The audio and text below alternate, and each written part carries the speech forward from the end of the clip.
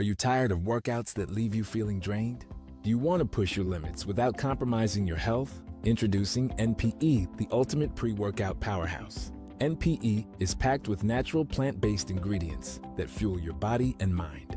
We're talking about sustained energy, enhanced focus, and accelerated recovery. All this while giving your immune system a powerful boost. But NPE doesn't stop there. It also stimulates circulation, enhancing blood flow throughout your body. And it doesn't just improve your workout performance, it also boosts fertility and sexual drive in both men and women. Whether you're a seasoned athlete or just starting your fitness journey, NPE is here to help you reach new heights. Have you ever been stranded on the side of the road, Ollie? Yes. It's not comfortable, is it? No. Dogs and Poodles, if you find yourself in a jam on the side of the highway, give my folks at Bay 11 Towing a call, 44770-6949. Again, that's 404-770-6949. Being stranded on the side of the road in Metro Atlanta is very stressful and dangerous. Bay 11 Towing is who you need to call, whether you're dealing with a flat tire, dead battery, full-on breakdown, or whatever that may have you on the side of the road. Call our folks at Bay 11 Towing, and they will get to you with a competitive rate and quicker than everybody else in town. Again, that's Bay 11 Towing. That number is 404-770-6949.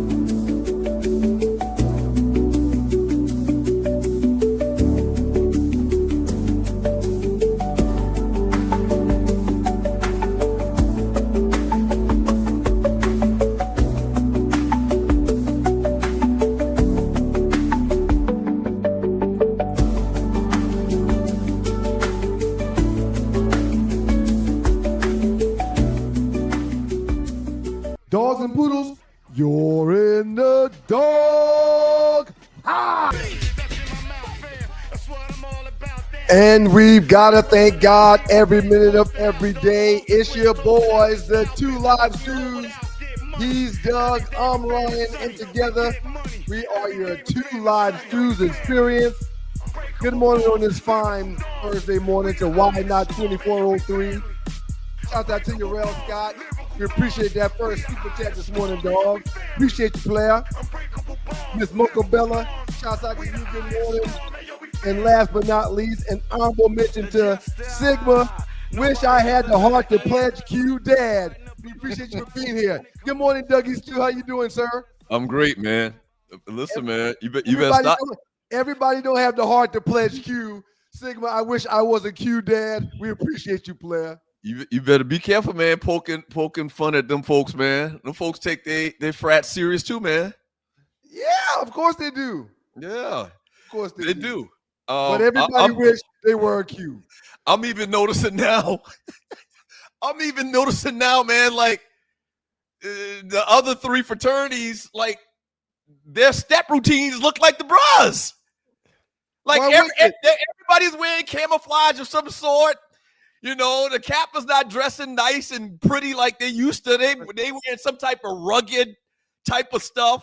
Yep. Like the bras, and you know.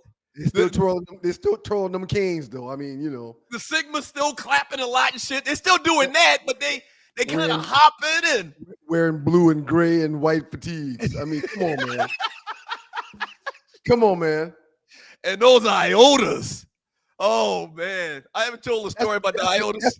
That's the chocolate color folks, right? That's the chocolate folks. The Okay. chocolate with the yellow stripes and whatnot. Yeah. I'm in Burning Sands. Real quick, because we got a lot of stuff to get to. Shouts out to our Sarah Alicia. We love you, lady. I'm in Burning Sands, which is a paraphernalia shop in Weston Mall, which is basically out of business at this point. I'm sorry for cutting you off, man. Go ahead. Read the chat, Shedrick. Shout out to you, Shed. We love you, dog. Read the chat. Damn, Doug beat me this morning. I told you. No, we told you for a year and a half you was dull as hell. A year and a half. We were begging you to do something about your damn camera. Good morning, Tree. So you take the opportunity to slam you. I come in with a nice fresh camera and you slam me? I'm highlighting Shedrick Moore's comment that you're beaming this morning because you've been dull as hell for a year and a half. No, I wasn't dull. Yes, you look, I can see the red of your eye. And, you know, I'm used to being close to you, but this camera is giving. Thank you, Tree. Congratulations, man. You look good. Please continue with your story. Oh, you forgot it, didn't you? You No, forgot I didn't forget it, but it's like you picked me up and then you just slammed me down. Well, you did that the last show too. Hey, man, You picked me up just to body slam my ass. I'm a truth teller, man. Or DDT. And we told you that Dell from 1968 you were using wasn't good. We begged you for a while, man, and we just stopped and dealt with it. You look like you can be seen now, man, and we're happy about that.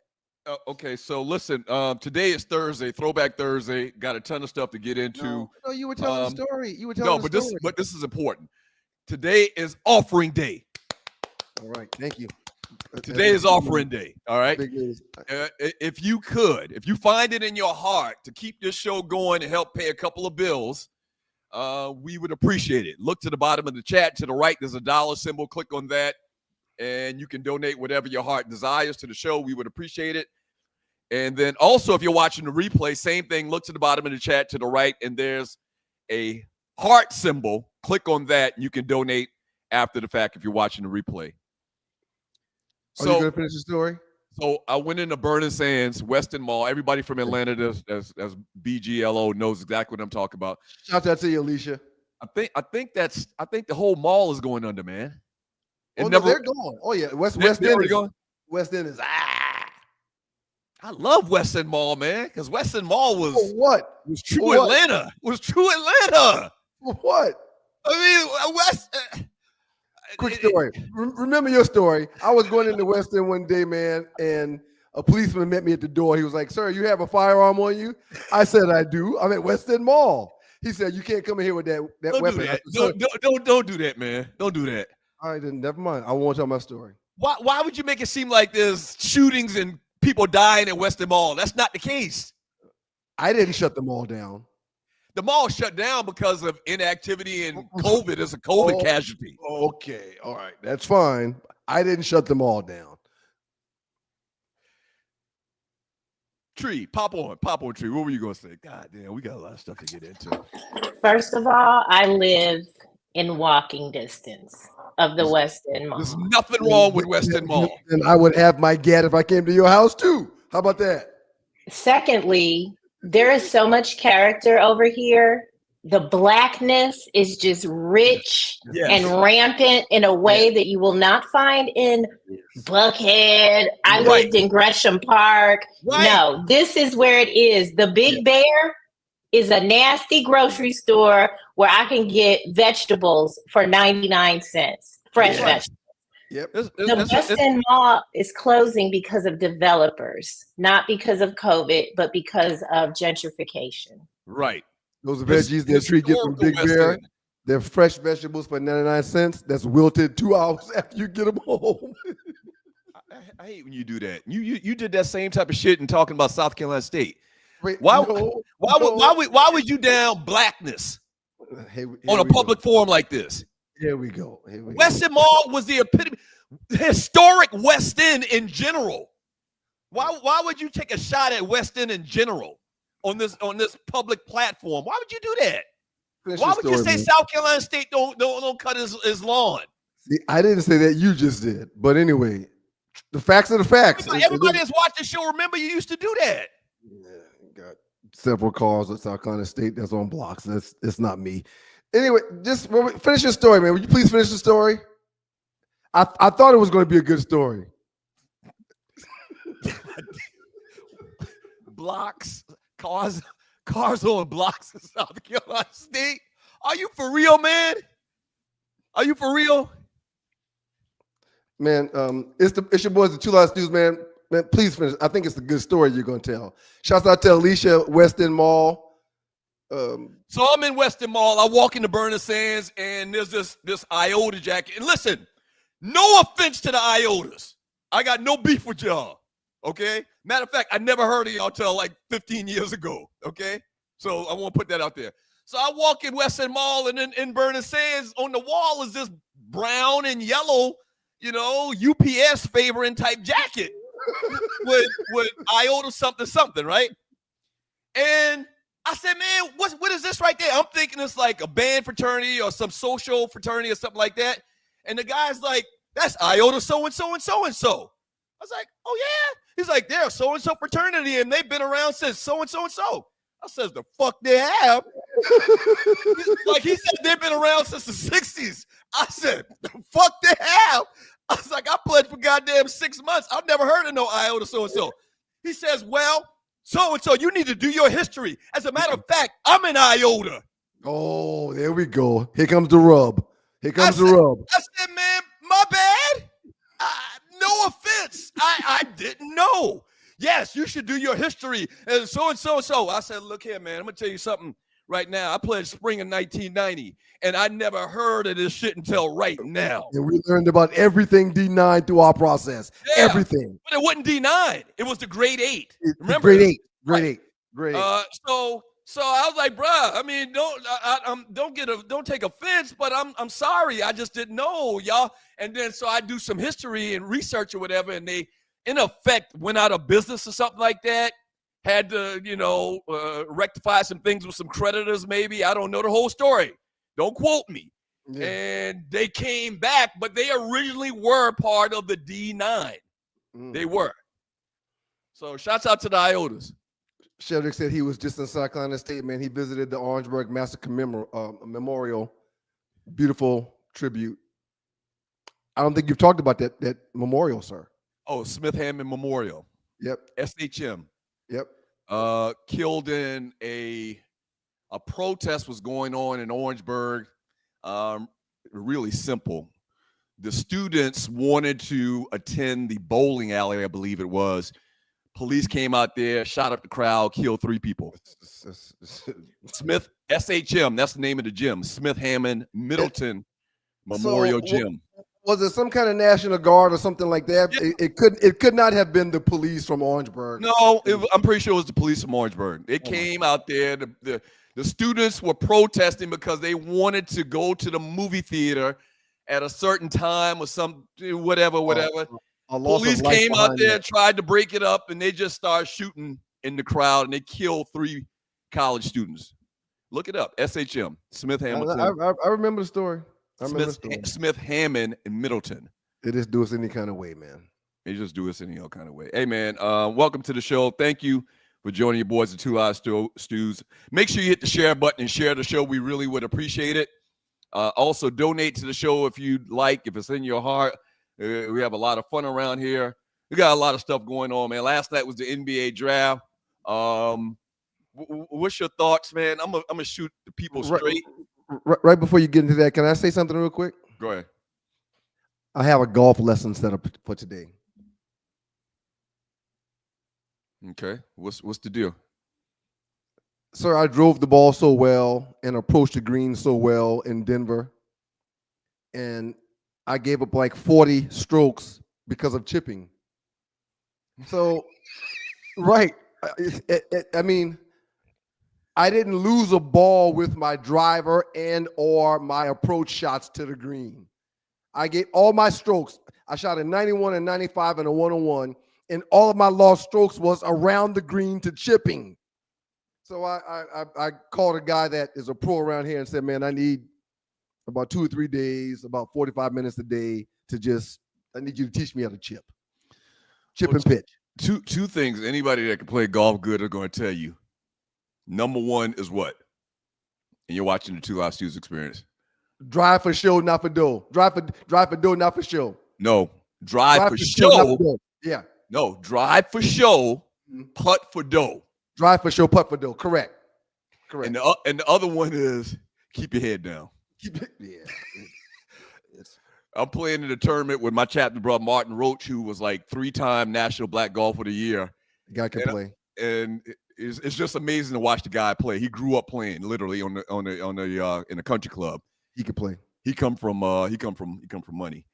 And I was like, bro, listen, man, you got us shooting like a 74 today, man. I mean, just give me a tip. What's your number one tip that you give people, that you tell people? Bro, just keep your head down. Keep your head down. Because we have a we want to see the ball. We want to see the ball. Yeah, we have a routine, a bad habit of just popping your head up real quick, and you're not falling through. You're not. It changes everything if you changes your head up. Right. Yeah, it's easier said than done, man. But I'm getting a lesson today, and I'm excited about it. So man, listen, let's talk a little bit about the draft last night. Cooper Flagg, obviously the number one pick in the draft. Everybody knew that was going to happen. That's probably like the worst kept secret in draft history. Dallas had a 1.8 chance to win the lottery and won it.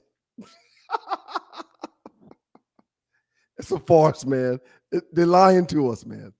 They're lying to us. Did you see that video with Shaq talking about his draft experience? He said David Stern asked him like a couple of weeks before the lottery, you know, what kind of city would you like to go to? A warm, a hot city or a cold city? And Shaq said, I want to go to a hot city. Orlando got him. Same thing with this Cooper Flagg. So they trade away Luka. Dallas trades away Luka. Yep. They got a 1.8% chance of winning the lottery, and magically they win the lottery. Congratulations, Dallas. Congratulations, Dallas. The Atlanta Hawks draft Asa Newell at number 23. They actually were in a back and forth trade with the New Orleans Pelicans. Hawks got a bunch. Go ahead. Quiet as kept. Atlanta with Porzingis in the fold now. They got a little squad. So we didn't even get into that. Right. They got a little squad. The problem with Porzingis is he don't stay healthy. He's always hurt. Yeah, especially the last couple of years. But when he out there, he can ball. He can play. Yeah. So Hawks got Trae Young, Dyson Daniels, Rishisher, Porzingis, who you just talked about, and Jason Johnson, who tore up his had surgery on his shoulder last year. And so when he comes back healthy, Hawks got a nice little squad. My Los Angeles Lakers don't draft until I think 59. So we didn't get a pick last night, and so we're at the bottom of the second round. Y'all don't have a first round pick until like 2038 or something like that, man. It's crazy. Yeah, y'all giving it all away. Don't remind me. Did you pay attention to what your Knicks did? Did they do anything of note? Not really, man. We don't even have a coach. How can they do anything of note? And listen, man, I'm gonna be honest with you. What's happened with the NBA draft? You think it's just a case that we just old and we got stuff to do and we really don't pay attention to it? Like, because it seems like that back in the day, I knew all of the top 10 players coming out. Well, it's a bunch of young kids and it's a bunch of Euros, a bunch of international players. It's the same thing in college because of the NIL and the transfer portal. In football? No, in basketball. We're talking about basketball. Okay. Right. NBA draft. Right. The NIL has afforded these schools to recruit internationally because the players over there can play professionally and make $200,000, $300,000 a year in various different leagues. But now because of the NIL, those players that was making $200,000, $300,000 overseas can come to college, get an education, and make $500,000 or more. So they're coming to college. Yeah, it's the NIL. It's the money, sir. Follow the money. Yeah, college basketball is just a totally different experience than when we were growing up. College football is totally different because of the money, because of NIL. Just things just change, man. It's all changed. I mean, it's as simple as that. Things just change. It's all changed, sir. And for the kids and the players, it's for the better. It's just much different right now. Like I can probably tell you the first 10 players that came out in an NBA draft, I probably knew everything about them. Very little about these guys now, man. After they took Ace Bailey at number 5, I was like, okay, that's it for me. You know, I watched all night. It was on all night. I was doing other things. But after the first 5, I was like, hey, okay, they got Ace. The kid that refused to do anything for his pre-draft workouts. Mm-hmm. Yeah. He sent his ass to Utah. He don't like that. Now he looked like a player for real. They kept comparing him to Kevin Durant. That's a good comparison. That's a good company to keep. Did you notice how icy the majority of those kids were on that stage? Yeah, we have to have a discussion about all of this ice, man. They're gonna be broken in So 6 months. do you think all of these ice diamond bezels are real or fake? I do think that people are catching on to the fact that you can buy good fake jewelry these days. I do think that's a part of it. But no, I do think a lot of those guys were real. A lot of that stuff was real, man. I saw Ocho Cinco. saying that he's always worn fake jewelry. Right. People know he got money. Right. Why would he wear something? Why would he spend his money on something like that? It's not really a depreciating asset, but it's kinda. He's like, why? Tree's going crazy. Tree's going crazy. All right, when we get back from the break, trending topic, man, is SGA the face of the league? We'll read chat later. We got the Ollie report coming up, or maybe not. Last 48. It never happened again. Top 5, all of that. Would it never happen again? No, all they report. Oh, yeah. Hey, man. I just printed I have a printer right by my desk, so I just printed out my rundown. I know you don't have one, but I printed mine out. Up next in the Dugouts with your boys, the Two Live Stews. A tad more NBA talk. As Doug said, we'll debate SGA and his worth. And we're going to keep on bringing y'all the Two Live Stews experience, man. We appreciate y'all for being here. Don't forget it's Giving Thursday, y'all. Thank y'all very much. A lot of people watching us for the first time, man. We've been doing the show. Look at this. Look at this. Oh, Throwback Thursday, Sammy Sosa. The great Sammy Sosa. The great Sammy Sosa. All right. Y'all keep it locked to your boys, man. Have you ever been stranded on the side of the road, Ollie? Yes. It's not comfortable, is it? No. Dogs and Poodles, if you find yourself in a jam on the side of the highway, give my folks at Bay 11 Towing a call, 404-770-6949. Again, that's 404-770-6949. Being stranded on the side of the road in Metro Atlanta is very stressful and dangerous. Bay 11 Towing is who you need to call, whether you're dealing with a flat tire, dead battery, full-on breakdown, or whatever that may have you on the side of the road. Call our folks at Bay 11 Towing, and they will get to you with a competitive rate and quicker than everybody else in town. Again, that's Bay 11 Towing. That number is 404-770-6949. You're in the dog pound. Dogs and Poodles, it's the Two Live Stews, and we're back. Our debate that started us on radio was the effectiveness of the option, idiot. You call your brother idiot? I never call you an idiot. Dummy. What you did is called hijack the show. I'm done. Doug Stewart and Ryan Stewart streaming live Monday and Thursday at 7 a.m. That's the number 2 Live Stews, YouTube.com. 2 Live Stews, YouTube.com.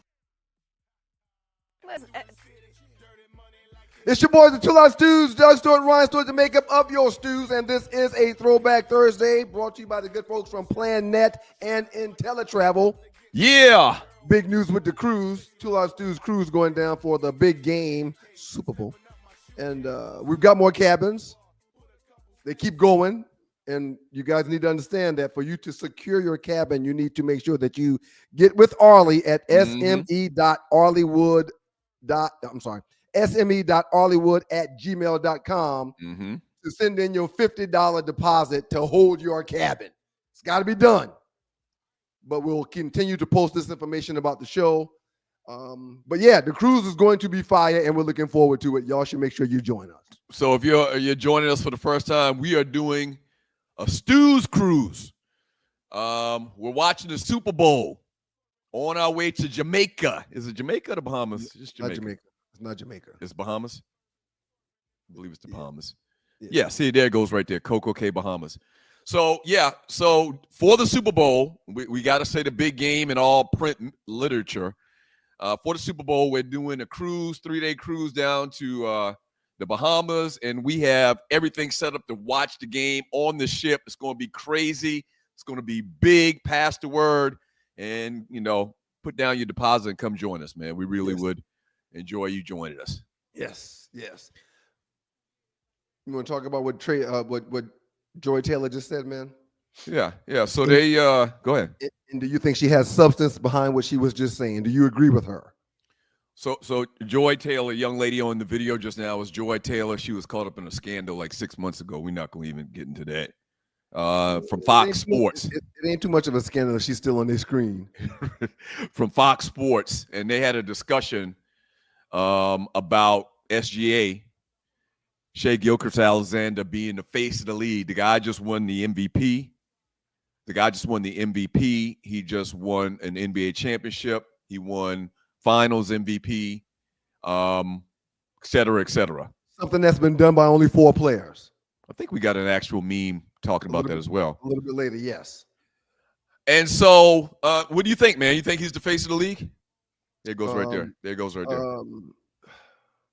Do you think he deserves to be, but he isn't yet? This is still LeBron's league, sir. This is still LeBron's league. So why do you think that's the case, though? Why is he not the face of the league right now? Just because it's LeBron's league? Because it's LeBron's league. At 40 years old, it's still LeBron's league. Period. I love SGA. I think one day he will be, hands down, one of the best that's ever done it. His numbers are comparable to that of Michael Jordan already with what he's done, the amount of points that he scored in the postseason this past year, the MVP for the league, the MVP for the finals trophy. He's the man on his team. Yes, but this is still LeBron's league, even though he's been playing. He's coming into his 21st, 22nd season, whatever it is. This is still LeBron's league. I think that, so remember, dude only played 1 year at Kentucky. Another thing, he's from Canada. So we haven't watched him. You know, LeBron was on the cover of Sports Illustrated. We knew about LeBron since he was in the 8th grade. Yeah, right. We got another cute little LeBron little meme later. We knew about Jabbar. Jabbar won 4 state championships in basketball when he was in high school coming out of New York City. Jordan hit the shot in the finals in the college basketball championship, the winter championship for the Tar Heels. I think we got to know more of your backstory. Being from America would help as well. And SGA is from Canada once again. We don't have a backstory on him. You got to have a little charisma, a couple of things you need to have to kind of be the face of the league. He's very charismatic. He is. If you listen to him, he can talk. And also, I think that where you play at matters as well. Agreed. 100%. His brand would be significantly better if he played for the Lakers. In New York. Well, or I guess New York. I agree with you too. Lakers, New York, Boston. Yes. I want to see what the listeners got to say about it. Would you say SGA? Because some people might still be saying Giannis is the face of the league. Or some people might be saying Joke is the face of the league. Well, Joke and Giannis have the same problem that SGA has. They are foreigners, sir.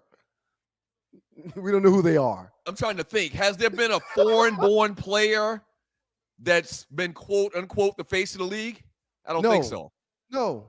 Because pretty much over the last 20 years, the face of the league, the last 30 years, the face of the league has been Jordan and LeBron. Kareem or Magic, Jordan, LeBron. That's it. That's your faces. From 1980 or 81 or whatever, when Magic came into the league. Yeah. The faces of the league have been Magic, maybe Kareem, Jordan, and LeBron. And you can sprinkle a tad bit of Kobe in there. You can sprinkle a tad right. You can sprinkle you can sprinkle a tad bit of Shaq in there. Right. But that's it. That's it. No, but so for a foreigner to come over where we only know about their last 5 years of basketball versus where they played college and where they grew up at, nah. So two things we've established. There's never been a foreign face of the league. Tony Kukoc was close. Yao Ming was very close. Man, Tony Kukoc ain't never been close to the face of the league. Okay, Yao Ming was very close. No, but Yao Ming played during the era of Kobe and Jordan. There's been a lot of guys that's second or third that you can name that were very big at the time that they were in the league, but they all intersected with Jordan, who came in the league in '83, I think, Kobe, and LeBron. And you said mix in Shaq. Till Dog got a good call. Who? Dirk? Till Dog said, don't forget about Dirk. Nah, Dirk ain't never been the face of the league. He played during Kobe's era. He wasn't. LeBron. He wasn't MVP. No. The names that we've named is that's it. Yeah. Very, very interesting, man. And SGA seems like a good guy, phenomenal basketball player. But the fact that he's not American born is definitely going to hurt him. Maybe things are changing. Everything else has changed. We talked about it earlier. Everything else is changing in sports. Everything else is changing. Maybe going forward, foreign-born players might end up ultimately being the face of the league. There's a lot of Euros. Dope pick right there. People are trying to say Ant-Man. He's not. I think Ja Morant at one point in time had an opportunity to be, but he's not.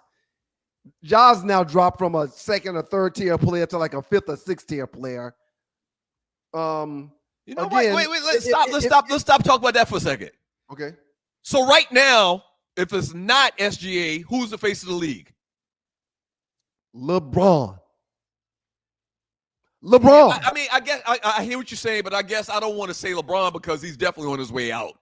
Okay, we've been saying he's on his way out for the last 5 years, man. And also, I would throw in Steph as well. I think he gets an honorable mention, but it's the NBA is a big man's league. Steph's a little man. You keep hating on that dude because he's just not 6'8". It's a big man's league. You got Wembanyama, who is 7'4" and dribbles the ball almost as good as Steph. I mean, it's a big man's league. Yeah. I'm not ishing on Steph. I love his game. He's got everybody wanting to shoot threes, but no, he's never been the face of the league. LeBron's a big man. I don't know, man. Just very interesting talk, man, because people in the chat said LeBron's time has passed. Yeah, I know his time has passed, but if you ever see him on these streets, he's the only NBA player that's got 100 people around him trying to get autographs while he's walking in a restaurant or in a mall. I think that's the point I'm trying to make. What you just mentioned, one of the listeners said, his time is up. His time is clearly up because he's going to retire in the next year or two. You agree with that? Oh, I thought he would have been done by now, but he's still playing. Well, when he's done, when he's done, you don't think it's going to be Anthony Edwards? You don't think it's going to be maybe? Man, Anthony Edwards told a fan during a game to SMD. Okay. It's on camera. That ain't nothing. Can't talk trash. Charles Barkley talk through a dude through a plate glass window. He still was one of the bigger names in the league. You've never heard the face of a league tell the world to SMD. Matters. We heard the face of a nation said that they don't know what the F they doing the other day. We'll talk about that maybe some other time. Your boy Trump. Don't say my boy Trump. That's yeah, he's you're not right. my boy. I take that back. Don't do that to me. Don't do that to me. I take that back. Yeah. I am not a supporter. I am not a fan. He's got us all in a world of trouble, sir. You're watching the Two Live Stews Experience. Doug Stewart, Ryan Stewart. Have been fighting so long and so hard that they don't know what the they're doing. Do you understand that? That's the president. That's the Israel, president. as soon as we made the deal, they came out and they dropped a load of bombs, the likes of which I'd never seen before. The biggest load that we've seen. I'm not happy with Israel. You know, I hate him so much, man. Just get him off the screen. I hate him so much. That was perfect timing, Tree. Way to go, Tree. Production. I hate him. I hate him so much, man. And you know the thing about him, man? Not only does he, if he could, he would be king, but he wants to be a tough guy too. And this is nothing that's new. He thinks that he's could be like in a mafia tough guy. Like he thinks that he's tough when he probably ain't never ever been in one squabble in his life. Not one. He's a woman. He's the definition and the epitome of a wannabe tough guy. He's a draft dodger. He lied so he wouldn't have to go to war. He drafted. He dodged the draft. He talks tough. He thinks he's a mafia boss. And he ain't never been in a squabble in his life, not one. But yeah, very interesting stuff about SGA, man. And you're exactly right. Let me ask you a question. I'm giving you two players to pick right now. Two players. You only get two. And you get to pick them back to back. which two players you taking? What do you mean? As far as going forward? In the NBA, you have a team. You can take any two players you want to start your team. Which two players you taking? This is gonna sound crazy, man. Give me Anthony Edwards. Give me Anthony Edwards and give me the Joker. Give me the Joker and SGA. The Joker and SGA. I think Anthony Edwards' ceiling is much higher than SGA. He had a playoff game where his team needed him, and he had 10 points? Yeah, no, I don't want him. But you ignored all of the other 30-point games he had over the last couple of years. I never saw Jordan in games that meant something score 8 to 10 points. He had a bad game. Okay. Your girl Caitlyn Clark is 1 for 29 and 3-pointers in the last couple of games. You're talking regular season. I'm talking postseason. I've never seen Jordan. I've never seen Magic. I've never seen Kareem. I've never seen LeBron. I've never seen Kobe in a playoff game drop 10 points. Kobe had a bad game one time. Everybody historically talks about. And take his name off the damn list. So you're gonna judge Anthony Edwards on one bad game when he's had 30 great ones. Not just that, but he also told some fans to SMD. He's not going to be the face of a league doing that. Wow, you're down on Anthony Edwards, huh? No, I'm not down on Anthony Edwards. I don't want him. He's not the face of the league, or I'm not starting my team with him. Everybody was saying that before the one bad game you're talking about. Everybody was saying that. They were saying that this guy is the new face of the league. I saw the bad game. And it wasn't a preseason game or a regular season game where a team was doing load management and it didn't matter. In the playoffs, you have to win. And in the playoff, dogs find a way to win. And he hasn't done that.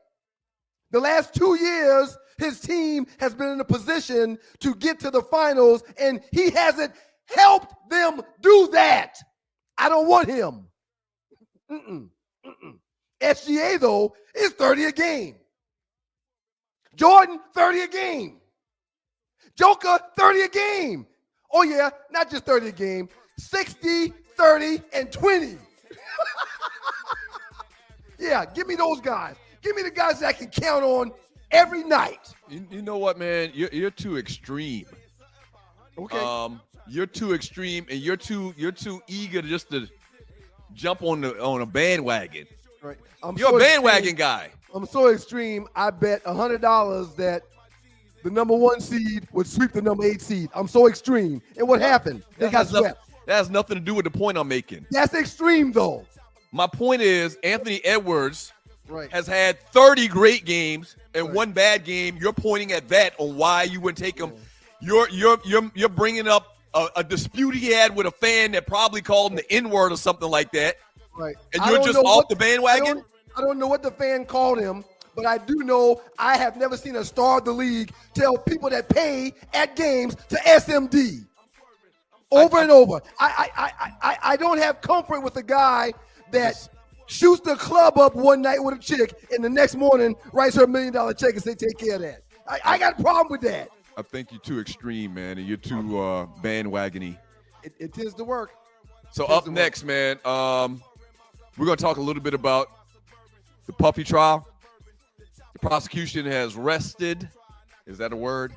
Has rest. I think rested is good in this case.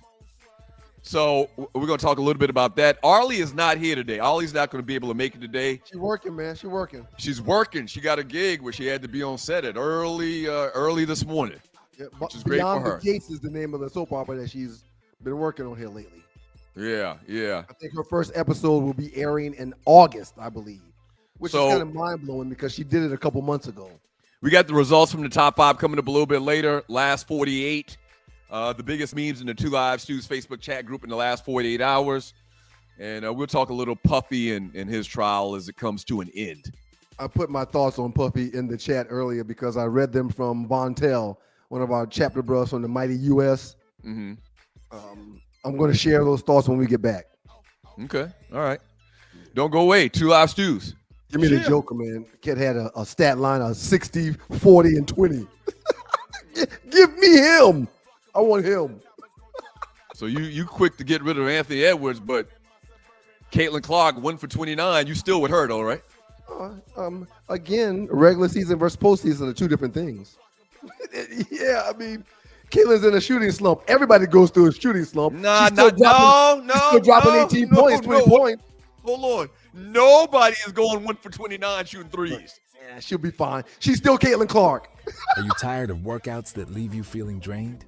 Do you want to push your limits without compromising your health? Introducing NPE, the ultimate pre-workout powerhouse. NPE is packed with natural plant-based ingredients that fuel your body and mind. We're talking about sustained energy, enhanced focus, and accelerated recovery. All this while giving your immune system a powerful boost. But NPE doesn't stop there. It also stimulates circulation, enhancing blood flow throughout your body. And it doesn't just improve your workout performance, it also boosts fertility and sexual drive in both men and women. Whether you're a seasoned athlete or just starting your fitness journey, NPE is here to help you reach new heights. Don't settle for sluggish workouts. Unleash your inner athlete with NPE. That's natural performance energy. This is not your ordinary pre-workout supplement. Our clients will tell you NPE also stands for natural power, peak performance. Every workout.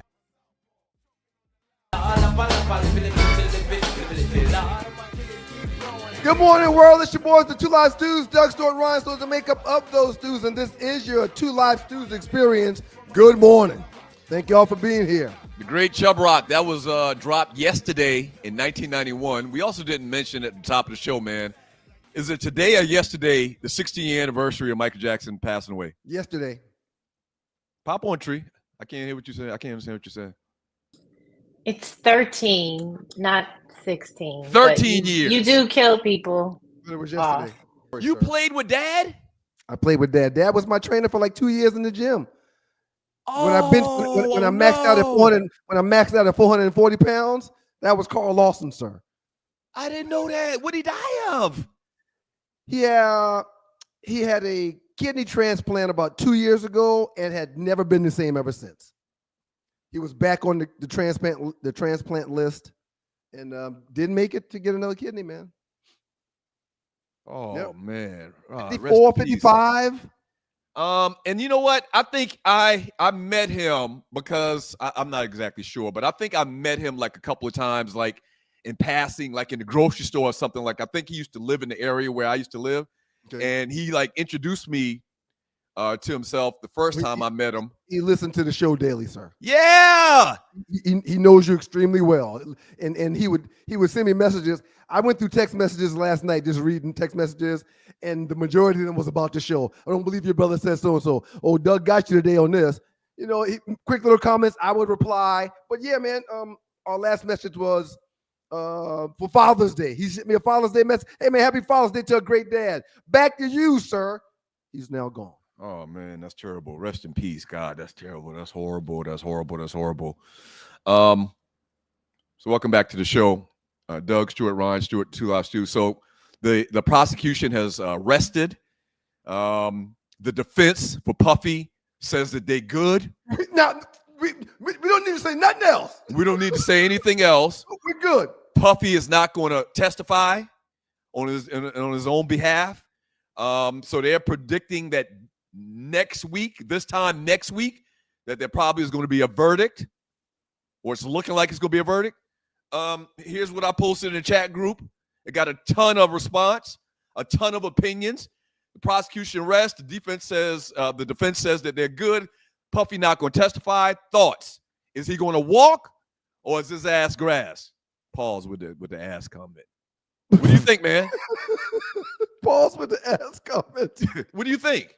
I think Puffy will be at Howard, North Carolina A&T, FAMU, or South Carolina State this fall doing shows. You do? No question. Why do you say that? Why do you think he's going to go free? Prostitution. He wasn't selling no ass nowhere. This dude was having some freaky parties and paying people for their services. The RICO charges. I don't see none of the things, and I guess bringing in someone across state lines to have sex with Cassie or whatever. I think that's what they're going to build their case on, is the sex trafficking thing. Yeah. But my thing is, you can't put him in jail for freaky behavior. For one, you can't put somebody in jail for the rest of their life when you have this much kind of like. For one, somebody to come punish his chick, he gonna go to jail for that? I just don't see it. But now I will say this: all the money that was spent to put him in this position, to get him in this position, I find that hard to believe. I find it hard to believe that all of that's going to go for nothing and he's not going to get some type of penalty or some type of jail time. I do agree with that. What he's going to get got on is being a black man with money in America.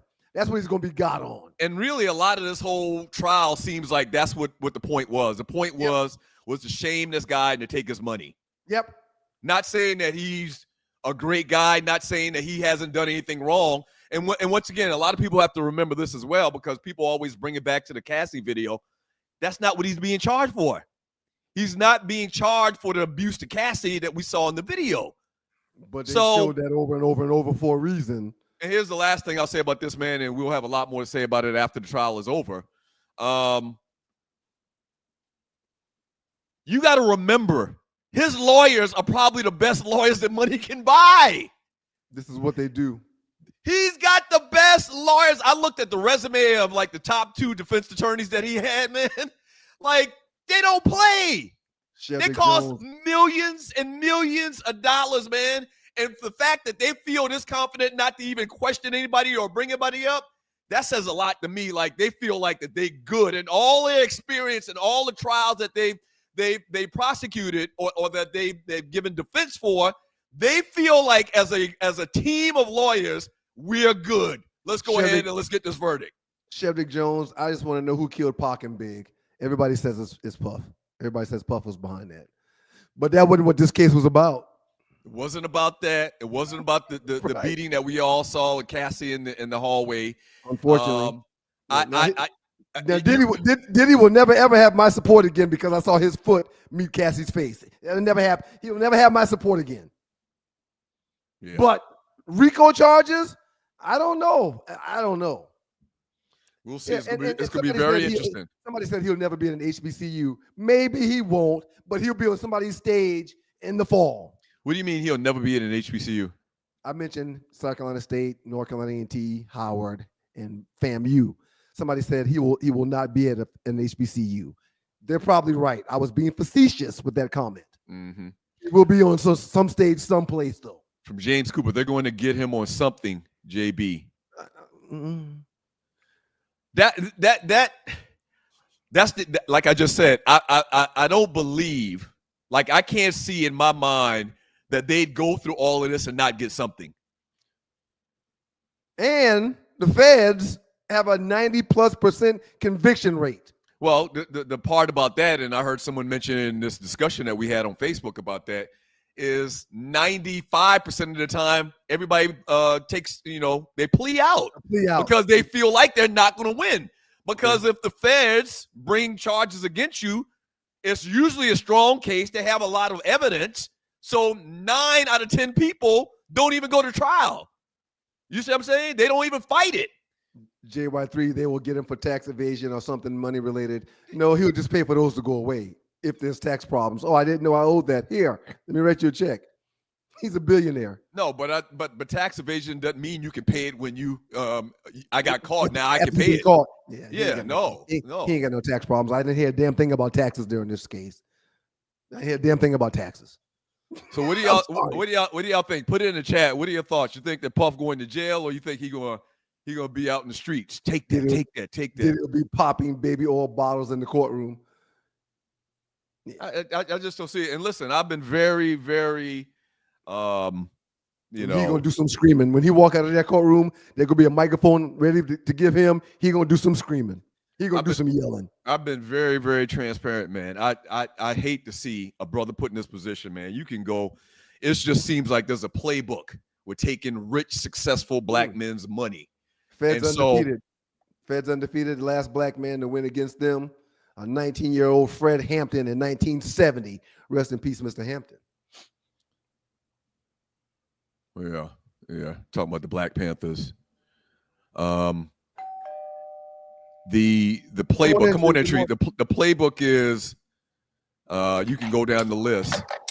Rich black men, rich, successful, well-known black men. Douglas. It just seems like there's a pattern in this. Go ahead, Tree.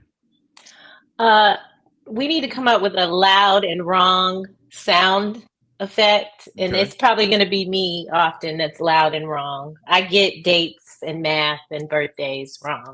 I saw Black Diamond's correction, and I think it was 16, not 13. It was 16 years. Yeah. I listen to Alexa more than I should, and so can I apologize to Douglas? You can't. I can't, but as long as my check is correct, Douglas, I apologize. Thank you. It's okay. It's no big deal. It happens. It's okay. I knew it was 16. I just let it go, Tree. I dropped the ball twice in the huddle with Joham yesterday, and it really hurts when you drop the ball. It really hurts when you get something wrong. I mean, when you're wrong in this business, it doesn't feel good. But after the show, I apologized to Joe. I said, hey, man, I apologize. I dropped the ball twice. It's okay, man. It's okay. No, it's not, man. I got to do better. It's okay. Man, listen, I'm going to say it like this. I want you to start back from 2001, October 2001 to today. Mm-hmm. Add up all of the shows that we've done and all the opinions that we gave based on facts. And being right, the number in our win column and being right is probably 60,000 and something to being wrong, probably 20 something. A couple times. To be totally wrong is probably 20 or 30 something. It's part of the business. We winning. Demetria 2000, the feds is real petty, so it may be just a small charge with big time to serve. Yeah, that's the one thing I keep going back to. I don't see them going through all of this. And the reason why they had so many different charges is because they figured, and they actually took away a couple of them. Throw it up against the wall and see what sticks. Right. Like, we may not get him with this, but we'll get him with this. We may not get him with that, but we'll get him with this. So I kind of feel the exact same way as Demetria. They just didn't go through all of this and spend all the taxpayer money to do this and him walk. Yeah. I think he should walk based on everything I've heard and based on my whole premise of what I just said about the attorneys, the fact that they feel good about go ahead and giving it to the jurors right now. That says a lot, but I just can't see him just walking out of there. I said early in this trial that his behind was grass. I'll take that back. I didn't see and or hear anything that is going to send that man to jail. Now, again, him being a rich black man in court is a problem, but the stuff that they were trying to stick him with, I don't know. What I learned is that I thought having a room with mirrors and a massage table in the middle of it was freaky. No, it's not. I'm not a freak like Puff. Andre Mitchell, what part of the playbook is dragging a lady down the hallway on camera? He must have just tuned into the show. He must have just tuned into the show. Because 5 minutes ago, I just reminded people that's not what he's being charged for. Nope. Now, will that weigh in the minds of the jurors, even though it shouldn't? Definitely. You see what I'm saying? People are just people, and natural, something like that's naturally going to stick in the back of your mind, and your, the way that you rule or the way that you vote as far as guilty or innocent is probably going to play in the subconscious of the jurors. Is probably going to play a part. It shouldn't, but it probably will. It probably will. It probably will. Yeah. And also, if he ends up doing like a year or two, I still see that as a win for him. Yeah. We're talking about going to jail forever. Right. If he ends up doing a year or two, I still see that as a huge win. I got to read one of these chats, man, because we've been talking about the cruise and this. I'm sorry, but shout out to the super chat of Frederick Anderson. Thank you. I put down a deposit for the cruise. Going to try to bring my brother instead of the old ball and chain.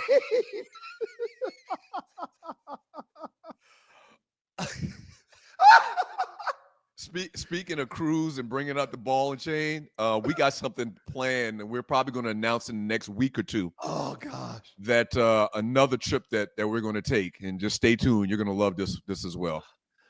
Ooh. Hey, I think my old lady might be coming with me on the cruise, man. And I'm excited about that.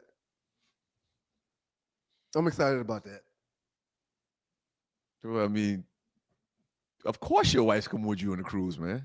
No, not of course. Not of course. Not of course. Did we confirm with Arlie how long we're getting off the ship for the little excursions?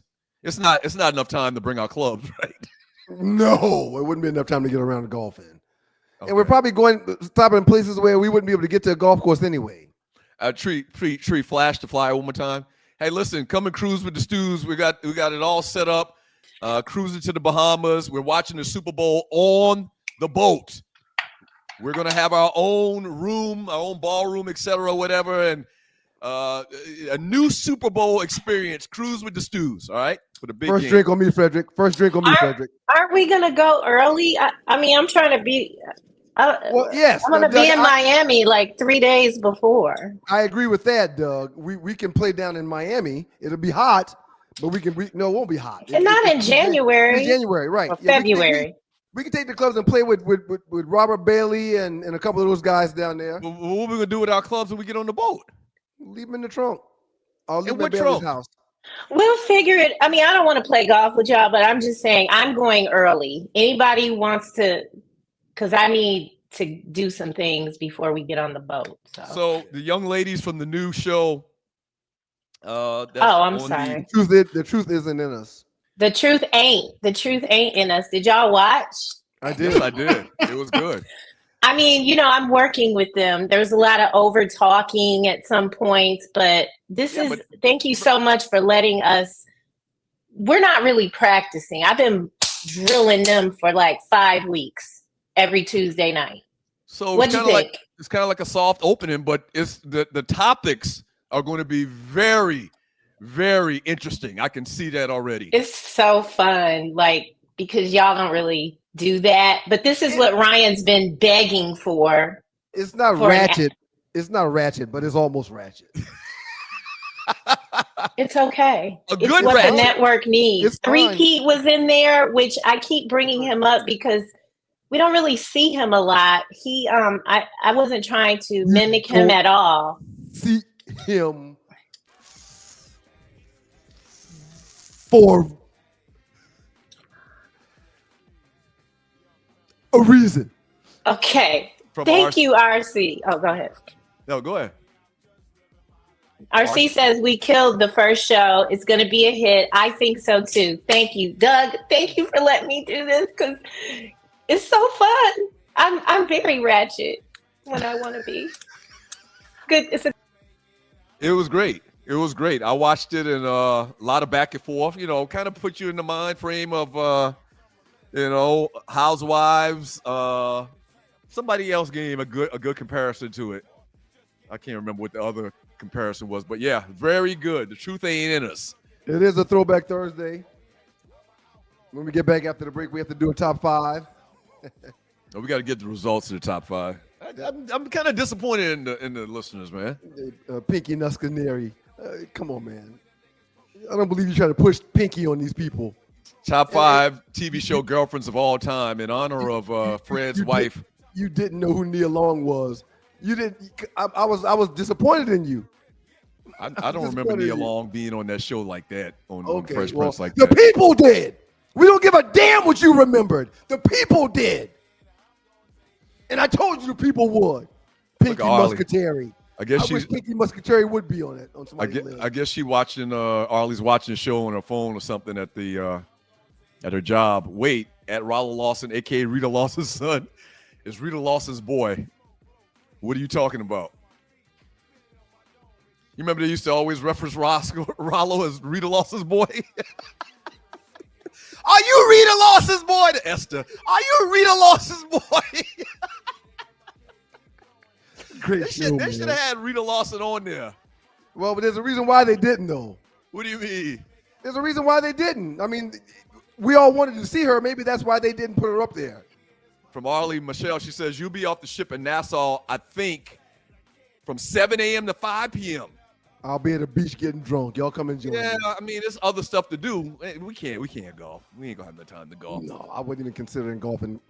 Bringing my clubs on the cruise. No, I wasn't doing that. From 12, I2Q7. What are the official hashtags for sharing the show on social media? Hashtag 2LiveStews, the number 2 Live Stews. Always. Thank you, I2Q7. Thank you. Hey, if you'd like to donate to the show, we're giving shouts out to all the super chatters later on in today's show, so stay tuned for that. If you'd like to donate, man, we really, really appreciate everybody that donates to the show. Whatever's in your heart, $1, $5, $20, $500, $5,000, $50,000, we would appreciate it. Super chatters, please. Look to the bottom of the chat to the right. Click on the little dollar symbol, donate. And if you're watching the replay to the show, same thing. Look to the bottom of the chat to the right. There's a heart symbol. Click on that and donate to the show. Julius 35C, yes, she is on the set of Beyond the Gates. And it is a good show. Y'all support her. Clifton Davis. Clifton Davis is in that show. I got to start watching it. I got to go back to the Oval as well, which I love. Today's Throwback Thursday player, Sammy Sosa. Up next in the Doghouse with your boys, the Two Line Stews. We go over our top 5 results, and we'll discuss those top 5 results and where Doug went wrong. And the last 48, we may be able to get into that a little bit too. Maybe Are you get out tired of of workouts that leave you feeling drained? Do you want to push your limits without compromising your health? Introducing NPE, the ultimate pre-workout powerhouse. NPE is packed with natural plant-based ingredients that fuel your body and mind. We're talking about sustained energy, enhanced focus, and accelerated recovery. All this while giving your immune system a powerful boost. But NPE doesn't stop there. It also stimulates circulation, enhancing blood flow throughout your body. And it doesn't just improve your workout performance, it also boosts fertility and sexual drive in both men and women. Whether you're a seasoned athlete or just starting your fitness journey, NPE is here to help you reach new heights. Don't settle for sluggish workouts. Unleash your inner athlete with NPE. That's natural performance energy. This is not your ordinary pre-workout supplement. Our clients will tell you NPE also stands for natural power, peak performance. We lead. It's your boys, the Two Line Stews. Doug and Ryan's doing the makeup of those stews. I was a visionary, sir. I used to talk to the lunch lady because the lunch lady went to our church. Okay? And I used to talk to her about how come y'all giving us chocolate milk? No, you didn't. Yes, I did. I said, sir, chocolate milk was a commodity back in the 70s. No, it was wrong. In elementary and middle school. I knew it was wrong. You did? And I requested some type of juice. I did not want a milk. I did not want a chocolate milk. Oh, hell no. I wanted another chocolate milk. I always got 2. And what was it, like a dime or something to get an extra milk? Maybe a dime, man. Oh, yeah. I always got 2 chocolate milks. Do they even still serve chocolate milks to the kids? Because I'm sure after 40 years of studies, right, they said cow's milk in the middle of the day with spaghetti ain't good. I'm sure. Ask Mason and Miles, do they get chocolate milk with their lunch at school? Sir, they have 8 different stations at their lunchroom at their school, sir. They have a juice station. They have a Gatorade station. So it's set up like a college, what do they call it, student center. You got a hot bar, cold bar, sandwich bar, pasta bar. Yes. What? Yeah. They can make paninis. Yeah. No. So it's not just it costs to go to that school, man. It's not. You pay for them kids to go to school. It's not you walk through a child line and point to what you want. There's that too, but if you don't want that, you have other stations where you can go. Fruit station, yeah, man, they're not. No, they're doing it right. Watch this. No, that's not the one. This is what I want right here. I keep clicking the wrong one. There we go. Ralph Scott says we used to shoot dice in the middle of school for an extra chocolate milk. Sir, now that I'm thinking about it, a chocolate milk was our first commodity, was the first commodities that we dealt with as far as a market. There was a market for an extra milk. Matter of fact, I remember bullies taking kids chocolate milk. Right. And I don't know about you and your school, if you're watching right now. In our school, in Berkeley Elementary School, 1975, the chocolate milk side of the cooler was empty. They always had to come and refill that. Nobody wanted a white milk. What? We got that at home. We get a chocolate milk at school. A chocolate milk is special. Yeah. I was asking the people why are we drinking milk? Can we have a juice? Can we have some kind of juice? You were ahead of your time, sir. I missed the school pizza and nachos. Shedrick Jones. What up, Shedrick? What was the school pizza called? Fiesta pizza. Fiesta. But it was two different types. They had the big Fiesta, which was the circle one. And then they had the little square pieces. Well, the circle one wasn't circle; it was like an octagon. I think you're right. It was like I think you're right. Today is a Throwback Thursday, man. Thank you for joining your boys. Chill Dog Toy. I put that back up, Tree. Oh man, yes, my grandkids are drinking chocolate milk now, but they'll have a choice now between regular lunch and a la carte. What? Yeah. Oh yeah. They stepped the game up when it comes to the lunch program at the school, sir. Yeah, man. Chocolate milk was a big time commodity. All right, let's talk about this top 5 and hurry up and move on from that. You tried to force a white lady on the dogs and poodles, man, and they didn't appreciate it. And I told you that was going to happen.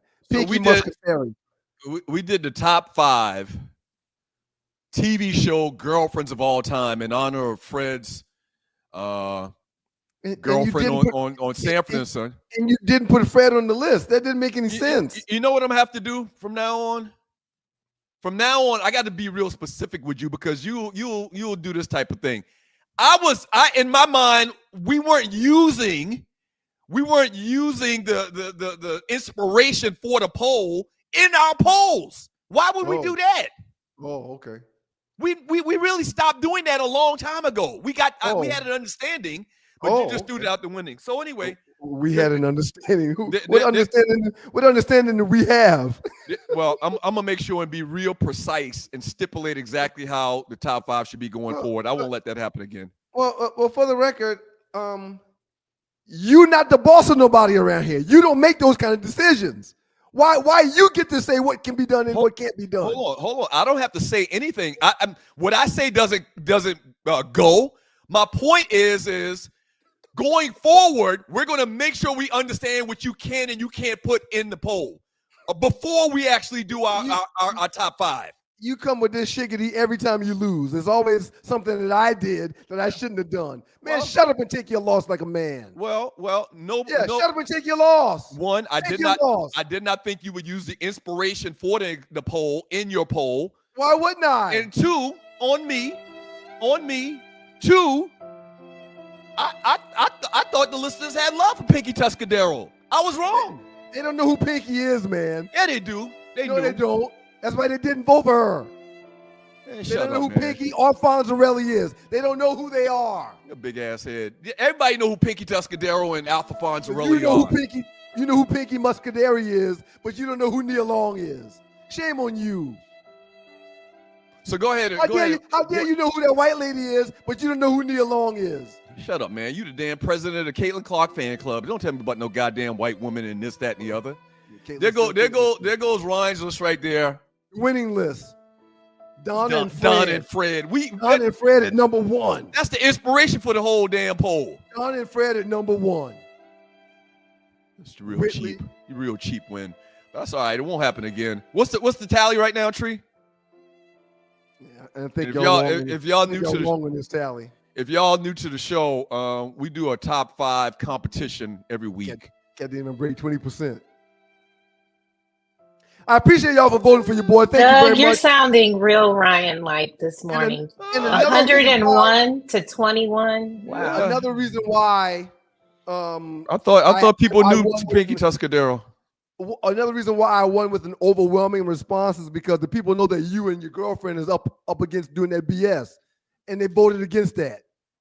They're voting against you and your girlfriend because we saw it real time last week. We saw it real time, and they got a problem with that, and they're letting their voices be heard with their votes. Thank y'all for your support. Since you put on that big hullabaloo, I've already had a win, so stop that.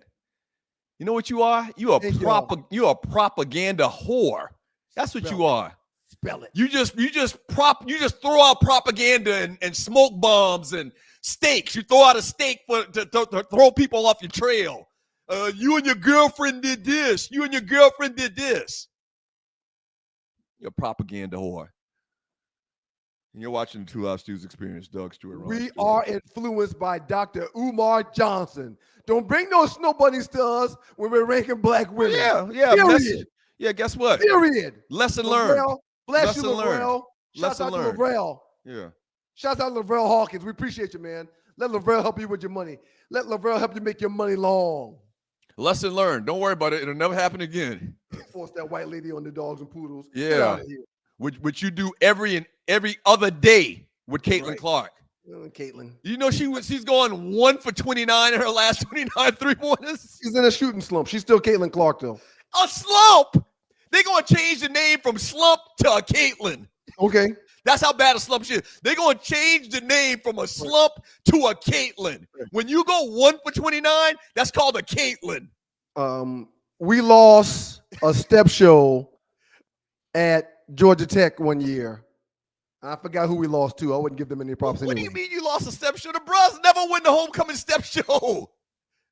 And every time we would lose a step show, we had a 1990 bruh named Gus Henderson. And Gus is like, he's a ghost. You would rarely see Gus, but he always popped up at the right time and said the right thing. We lost that step show, and somehow Gus was on the stage, got everybody in the auditorium quiet, and he was like, shouts out to so-and-so for winning the step show, but we're still the goddamn cues. Threw the mic down, and they start playing the dog catcher. To the dog catcher, do the dog catcher. Ooh. Caitlyn's still Caitlyn, even though she's Caitlyn. You went all the way around the damn park to tell us to make an example about how great Caitlyn Clark is? She's still Caitlyn Clark. Involving the cues? Come She's on, don't do still that Caitlyn no Clark. more. Don't do that no more, man. She's still Caitlyn Clark. Yeah, don't do that no My more. point was, even though the Bros lost, Gus was like, I need to remind y'all, we still the damn cues. Drop the mic, Doghouse comes on. Your point didn't make any sense, especially Caitlyn's don't involve Caitlyn Clark with anything to do with the cues. Please don't do that. No matter how much you hate her, she's still Caitlyn Clark. Crazy. Shouts out to you, Sammy. Doug, don't back down. You are the older big brother. You goddamn right. I mean, there's always that. But that doesn't mean anything. So let's stop for a second. You're watching Two Live Stews Experience, and I didn't want to put any real effort into this. I didn't want to give it any shine today. Right. But you do know that your girl, I'll take that. For her career and involving college as well. Mm-hmm. She's a career like 35% from the 3-point line. And right now she's on a streak where she has gone 1 for 29 and shooting threes. Right. She's still the star of the league, and she's Caitlyn Clark, no matter how you feel about her. No matter, she's in a shooting slump, which shooters go through shooting slumps, right, and they shoot their way out of it. Matter of fact, I'm going to put the listeners on this. Somebody that's got some time, that's good with stats, good with computer and searching on Google, please find out if any NBA player has ever gone 1 for 29, any guard, because maybe Kareem shot 29 3-pointers and didn't hit 29. Find me any example of a shooting guard going 1 for 29 in NBA or WNBA history. Please find that for me. And if you can't find it, tell me there's no such thing, Doug. That's never happened before until now. What are they going to bench her? Stop it, man. Hush. Man, just hush. Your hate for Caitlyn should stop, man. Your love for Caitlyn should stop. And shouts out to Paige Beckers. Your love for Caitlyn should stop. Paige is showing some promise. Shouts out to her. We got a last 48 meme dealing with that. We'll get back into that conversation again. You're watching the Two Live Stews Experience. 18%. Doug didn't even pinch the pitch. Don't worry, it won't happen again. I thought everybody loved Pinky Tuscadero, man, at Fonzie. What? Who is Pinky Muscaderi? Arthur Fonzarelli. Yep, there goes Doug's garbage list, and there goes my winning list. I'll get Miles to drop the font next time and bring it a little bit lower so we can see all of it. We had 3 of our 5 were the same, so it really came down to Pinky. I thought everybody loved Pinky Tuscadero like Doug, I did. you lost. You lost. It's okay, honey. We can fix that later. Don't worry. Yeah, we'll fix it later. Yeah, you're a fixer.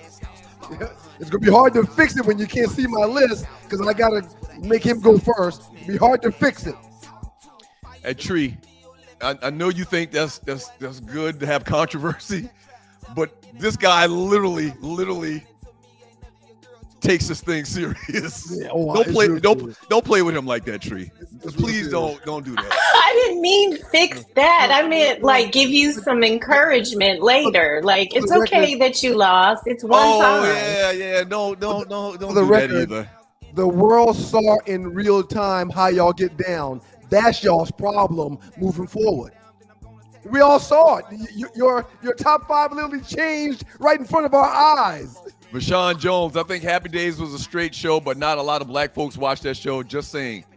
No, I thought all the black kids watched Happy Days at that time. Stop it, please. Yeah, Happy Days, Laverne and Shirley. Yes. There was nothing else on. That we didn't remember. We only had 3 channels. So if Good Times, the San Francisco wasn't on, what did we have to watch? What Happy Days. Say? Shut up. What did the people say? Shut up. 3, Doug Tree greater than Trump and Elon. Right. We know. The people know now. Let's go to break. Y'all have been exposed, sir. Up next in the Doghouse with your boys, the Two Live Stews, man. We've got a great last 48 today. Got to remind y'all about the cruise. Make sure you get your deposits into Arlie, sme.arleywood@gmail.com. Also got to remind y'all to make sure you keep showing the boys love, man, passing the word. We appreciate y'all. Today's show brought to you by PlanNet and IntelliTravel. If you're interested on how you can own your own travel agency, this is no BS here. This is the real deal, okay? Okay? Email me, sme.dougstewart@gmail.com. That's sme.dougstewart@gmail.com. And then in the subject line, put, I want to go. If you're in Atlanta, put in the subject line, I want to go. All right? This coming Tuesday, they're going to have a live presentation here in Atlanta about the PlanNet opportunity, the IntelliTravel opportunity. Email me, and in the subject line, put, I want to go, and I'll send you back a flyer with details on what time and where this coming Tuesday. It's this coming Tuesday at 7 p.m., but exactly where the live presentation will be at, all right? And learn how you can own your own business. For you not to know Charlene from A Different Strokes, and for you not to know Lisa Wilkes from Fresh Prince, you may need to turn your black card in, sir. Charlene was one of my entrants. Shut up. For you not to know Lisa Wilkes, you may need to turn your black card in, folks. It's Nia Long. And then you tried to fuss with me about it after my list. Who's that? It's Nia Long, fool. Y'all keep it locked to your boys, man. Thank y'all for being here. And don't forget, it is a Giving Thursday. Super Chatters, we appreciate y'all. We're going to read your messages first. Last 48 coming up next. You're in the dog pound.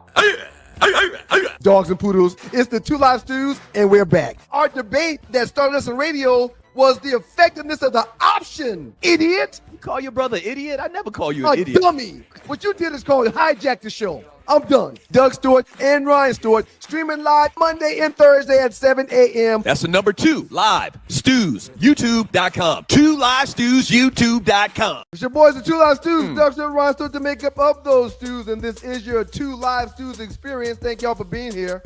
So 1990 when that dropped. That was a good year. First year at South Carolina State.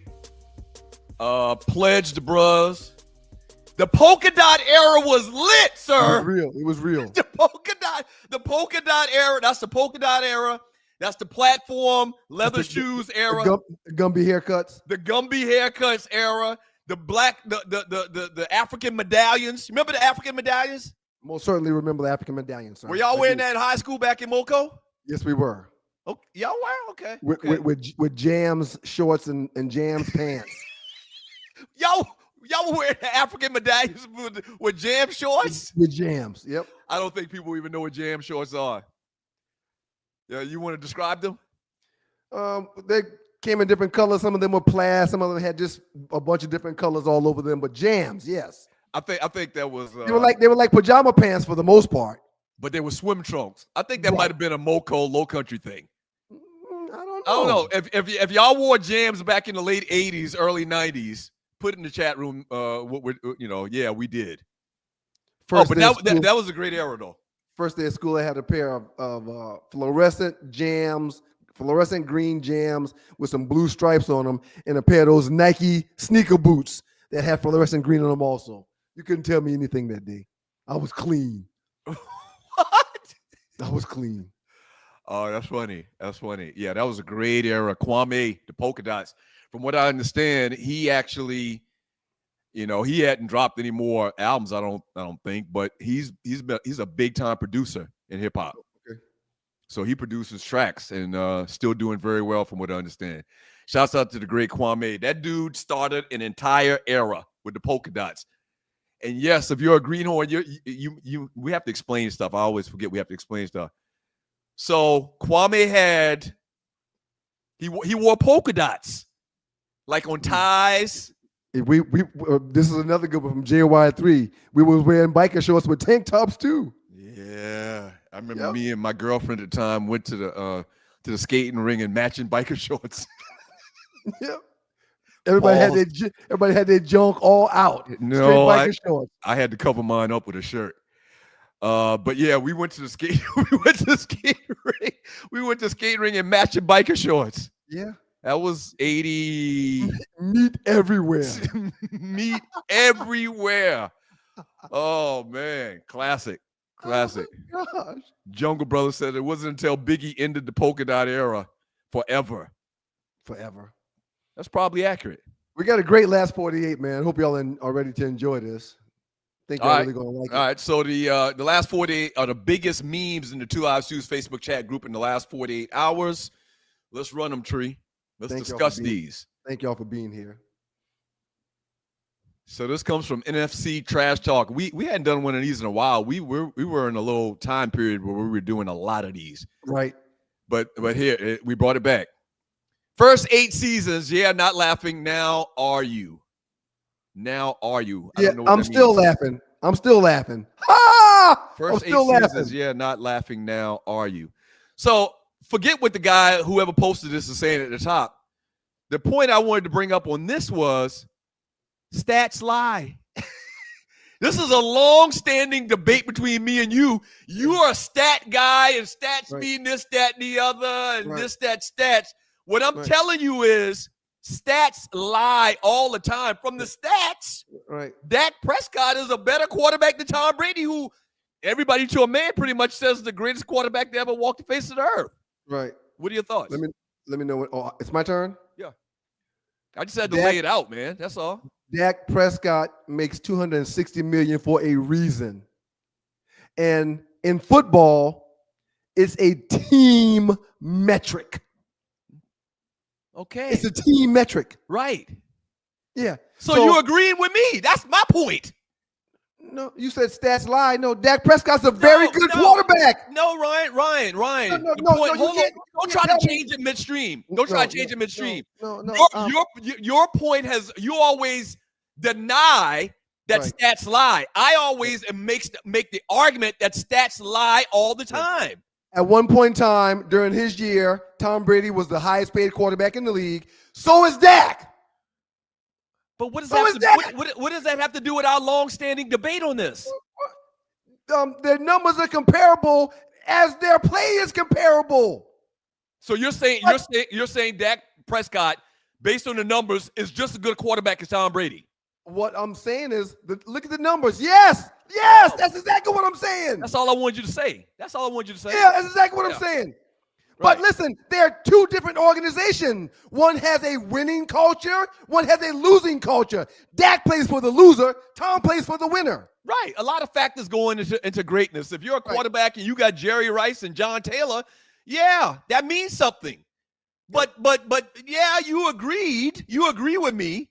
But I kind of want to make sure that everybody watching understands that you're a stat guy, and whenever you get the opportunity, you throw out stats to make your argument. And I was like, that don't mean nothing. You have to look at the details in the discussion. These numbers aren't lying no matter what you say. These are their numbers. They're not lying. So you agree with me? Stats lie. No, I don't know what you're talking about, but what I'm saying is These are their numbers. One is a winner, one is a loser. They're from one winning franchise, one losing franchise. Dak is a good quarterback. Yeah, but you can't use my argument to argue with me. Right. My argument is stats lie all the time. My argument is that wins our team metric. Right. Don't try to use my argument against me in an argument against each other. These stats are not lying, as both of these players, because of their stats, were the highest paid players at their position. Those numbers ain't lying. People that are watching the show knows exactly what you're doing. Let's go to the next one, please, Tree. Yep. That's how you bow. That's how you bow down. Appreciate that. Thought this was real cool, man. White Stephen A. Smith. A lot of stuff comes through the chat room from him. Oh, White Stephen A. He be on it sometimes, man.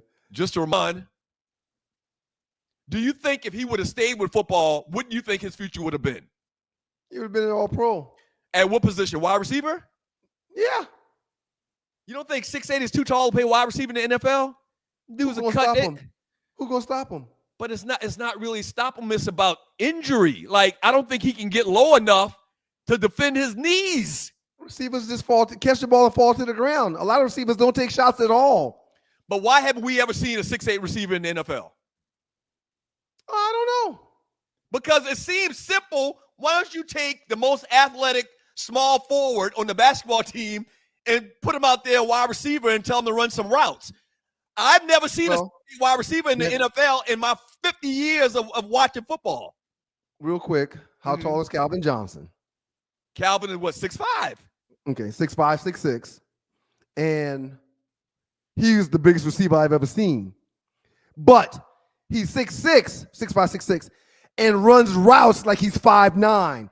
That's part of the reason why you don't see guys that size out there, because they can't have defined routes. They're too big to break it down like they need to make come in and out of their breaks. Julius 35C, he said, put it back up, Tree. LeBron made the right and smart decision. No question. Oh, absolutely. And one more comment. So did Charlie Ward, by the way. But one more comment. Had John Rivers gone to college to play football, he might still be in the league right now at 52 years old. He still might not be in the league. So John Rivers is our cousin. Me and him grew up playing together. Had John gone to college for football instead of basketball, at 55, he might still be in the league right now. Phenomenal player. Played basketball. Look him up. Played basketball for Virginia Tech. And his last 2 years decided to go back and play football. I think he was a little bit out of the football culture. Yep. And I agree with you. I just want to make sure that people always say I hate on LeBron. I saw this come across in the chat room. I was like, let's give LeBron some love, man. Dude is a baller. Check what James Cooper says. I think LeBron would have been a great tight end. That's very possible also. So maybe that's it. Maybe he moves the tight end. Even still, they've got like some 6'6" tight ends. Yeah, Gronk and those guys are big. David Sloan was 6'4" at Detroit. He was a big old guy. Big old strong dude. Great tight end. Fly Tie, our cousin says John was a hell of a receiver. He was absolutely. He didn't drop a ball. Didn't drop a ball. I always say that, and this might be an exaggeration. This is not an exaggeration. He was Michael Irvin before Michael Irvin. Agreed 100%. He was Michael Irvin before Michael Irvin. And I know he regrets that he didn't take the football route, but it's working out for him. And his son, Derek Rivers, played a decade in the league. Yeah, so everything that didn't happen for him transferred down to his son. Yeah. So it worked out fine. Worked out just fine for him. It is what it is, right? God's plan. All right, next one, Tree. Oh, this is another one that we're going to probably have a nice little lively debate on.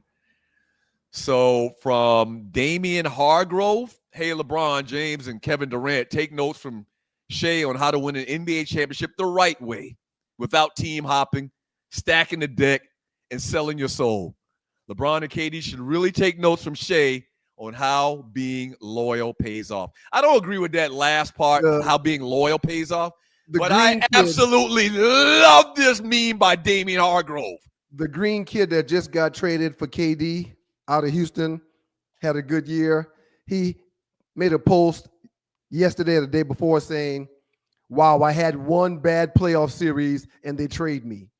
Sir, as a former athlete, as a former pro player, hear what I'm saying. I'm happy that the LeBrons and the KDs do whatever they want to do with their damn career. Very happy about that. The world would be blessed if everyone could decide when they come and go from their damn job. It's not a bad thing that they wanted to go and do other things, other places, and were blessed and gifted to be able to do that. Can I say one thing? You can wake up at any minute, like I did twice, and get a phone call saying, bring me your playbook. And then you have nothing to do with it at all. It's just over. Take control of your destiny. And those guys, KD and LeBron, they've done that. And free agency has blessed them to be able to do that. I'm happy for them. Yeah, but history's not going to be kind to them on this issue. Who gives a damn about history when it's their life? Right. Yeah, I mean, history, who cares about history or historians with my life? Right. Let me say this one thing. It's good, but it's also very lame. No, it's very lame based on the culture of basketball, based on predecessors to these guys as far as a superstar. Right. We're not going to get into the long debate back and forth. Everybody knows what the debate is. Yep. You feel just the way that you so eloquently put it just now about this issue. I feel like that all of the greats, and not feel like all of the greats, all of the greats are on record to a man. Right. Isaiah Thomas, Larry Bird, Magic Johnson, Michael Jordan, all of them says they never would have done what LeBron did when he left Cleveland to go to Miami, a.k.a. And all of those guys you just named had a team around them. They all had other MVP-style players, other all-star type players on their roster. Shouts out to Shea Gilchrist-Alexander. This is a phenomenal point that I don't think has been expressed enough over the last week since they won the championship. Before that point, He did it. He came to this team, and they won a championship not hopping from team to team, playing with his boys, that, making phone call, clandestine phone calls. This man got it from the mud. Right. Shouts out to SGA. And guess what? His career is far from over. He, too, is going to get the hell out of Oklahoma City. Watch. Why would he do that? Watch. Right. Hey, listen. Shouts out to SGA. We haven't talked about this enough. Shouts out to him. He got it from the mud. He's also young and on his first deal. Okay? He's been in the league 5 years. Trust me, when you're someone that's going to have a couple $100 million in the bank, you're not going to want to stay in Oklahoma City. Trust me, you're going to find a Miami. You're going to find a Houston. You're going to find a San Antonio. You're going to find an LA. You're going to find a New York. You're going to find a Boston. You're not going to choose to stay in Oklahoma City. You're talking about stuff that may or may not happen down the road. You're not a damn soothsayer or mind reader or witch doctor. What I'm telling you right now is SGA needs a lot of credit. They need to talk this point up a lot more. No, he's on his first deal. From the mud. He's on his first deal. Oh yeah, and all those stars you mentioned that stayed, they were in cities they wanted to be in. Winning cities, winning cultures, good cities. He ain't staying in OKC, a young star like that. He ain't staying. Yeah. Ant-Man ain't staying in Minnesota. John not staying in Memphis. They're going to go to a city they want to be in. That's what you hope happens. To make your point, that's what you hope happens. And you're watching 2 Live Stews experience. Just watch. Listen, let's not get diverted from the point being made here. Shouts out to that young man right there from getting it from the mud. Congratulations for being a champion on your first deal, winning the trophy in your first deal. Congratulations, SGA. Jumping from team to team is super, super lame. Chasing rings. All right, next one, Tree. No, before you move on, Tree. So, how many jobs have you had in your career of working? The culture of corporate. It's a job. hold on. It's a goddamn job. The culture of the corporate workforce is not the same culture as sports. Not just basketball, but sports. No. I said and in job. the NBA in particular. How many jobs have you had? You asked me this question last week. Thank you. Yeah, just like you can switch your job when you want, so can a professional player. Let's go to the next one. You get to move, but they gotta stay. Why they gotta stay? Because the white man paid them and drafted them? Man, please. Speaking of the greats and people not jumping from team to team and teaming up with their boys, right. Goatman 23. Yep. Hands down the greatest top 10 list ever created. What say you? Do you agree with this top 10 list? Would you change it? Would you take somebody out, add somebody?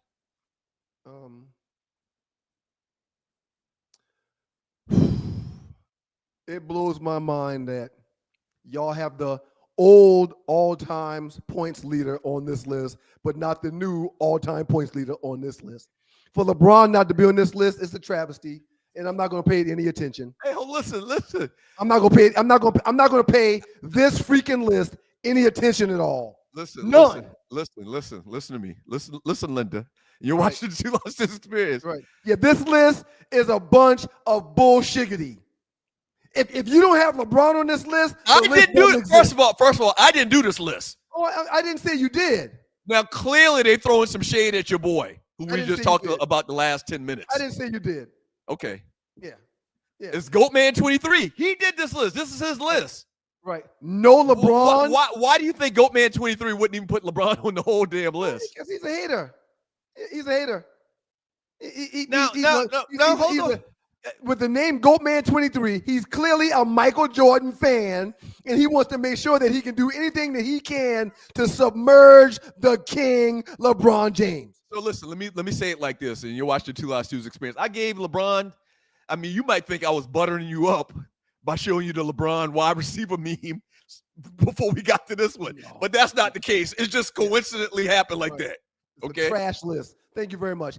RC, it's a trash list without LeBron and Kobe. It's way too high. It's a trash list. Hold on.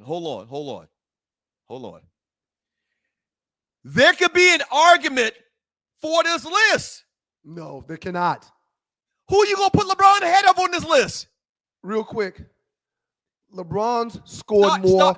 No. You stop for a second. You stop. Start from 10, from Shaq and go back. Right. Would you put him ahead of Shaq? I probably would, but a lot of people can make the argument that they'd rather have Shaq than LeBron. Are you listening? In his heyday. Are you listening? Go ahead, man.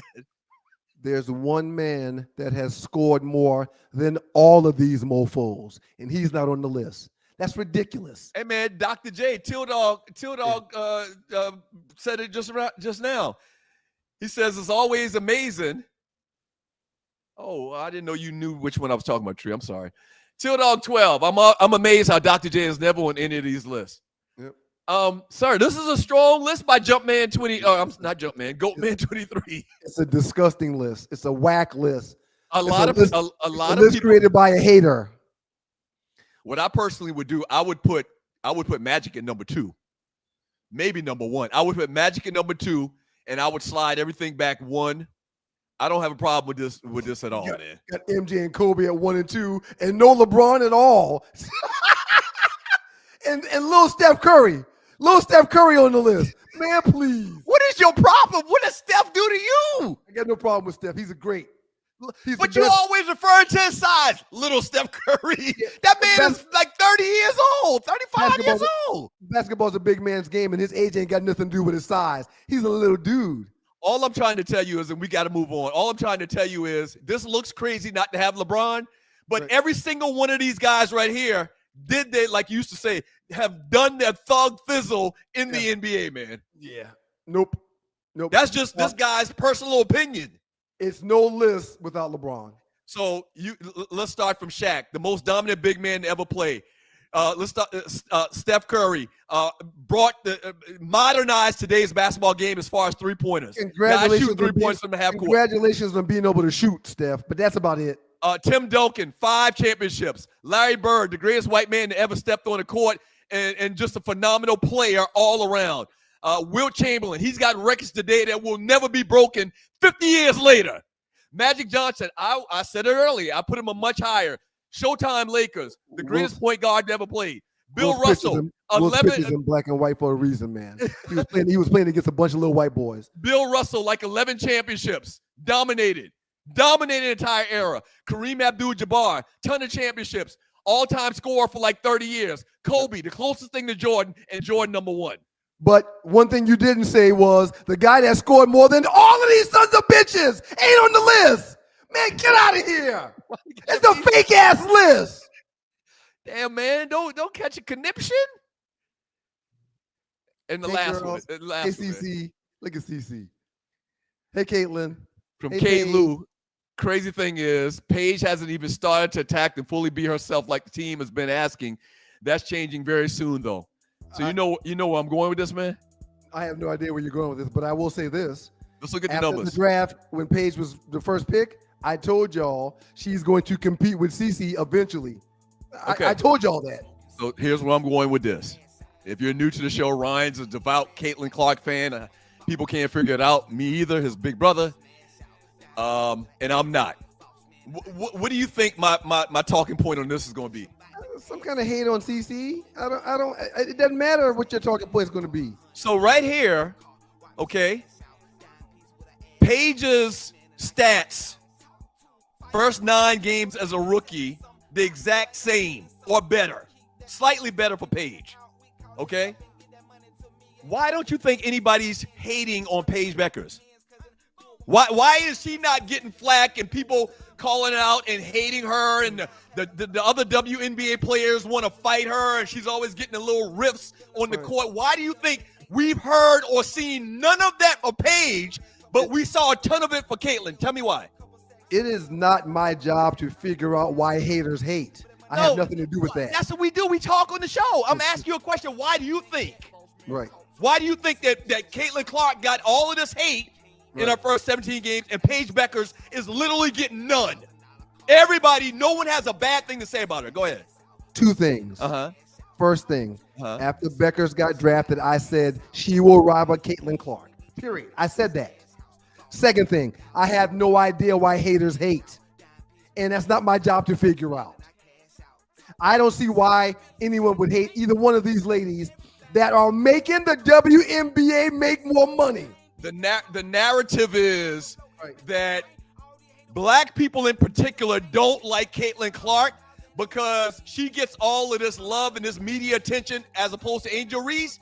It's nothing to do with the fact she's white. We just don't like her fake ass. Okay. That's what it is. Right. Nobody's never said anything about Paige Beckers, and she's white as a sheet. Right. But you ain't heard one bad thing about Paige. Yeah. You ain't heard nobody talk trash about her. We just don't like Caitlyn fake wannabe Karen having ass. As a matter of fact, our cousin Fly Ty just mentioned it. Paige Beckers is eventually going to be a better player than Caitlyn Clark. And nobody's mad at her. There's not one black person I heard call her out or one player want to start a fight with her in the WNBA. Maybe it's because she's fine. Maybe it's just we don't like Caitlyn's fake ass. She ain't fine. She's a stick just like Caitlyn. She's a stick. She ain't fine. That's the point. She's a stick. However, that's the point. Right. When Caitlyn was out for 5 weeks or 5 games, the ratings went down 55%. That's got nothing to do with the point I'm Not making. just in fever games, but in the WNBA. What you're doing is you're still Caitlyn Clark. What you're doing is you're throwing a stake. She's still Caitlyn Clark. You're diverting us from the trail, from the point. She's still Caitlyn Clark. The point is that this big conspiracy, black people just hate her because she's white, is bullshit. I don't know why black people don't like her because she's fake and she's always crying victim and she's a Karen. That's why we don't like her ass. Congratulations. After that diatribe you just had, she's still Caitlyn freaking Clark. Period. That's another discussion. That's sold out arenas. Everywhere she go, sold out arenas. As a matter of fact, they moved their games out of the regular places because they needed more seats. You're a steak thrower. She's not hated. She's loved. But people see right through you and your steak throwing. No. I'm making a point, and you just bring up another whole argument. People see that the ratings in the WNBA are skyrocketing. Right. Because of Caitlyn Clark. Right. 2-minute trespass coming up. It's going to be a good one. Showing some love to MJ himself. 16 years ago yesterday. Shouts out, Caitlyn. Keep doing your thing, girl. Keep doing your thing, Caitlyn. And Paige, too. Again, I said it after the draft. She might rival Caitlyn. I said that. I said that. Right here on this same platform. I said that. I know what I be talking about. Super chatters, we're going to show y'all some love, man. Don't we got a trespass coming up?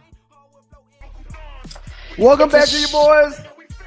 Doug Story, It's a shame we only get 2 minutes. 2 Live 2.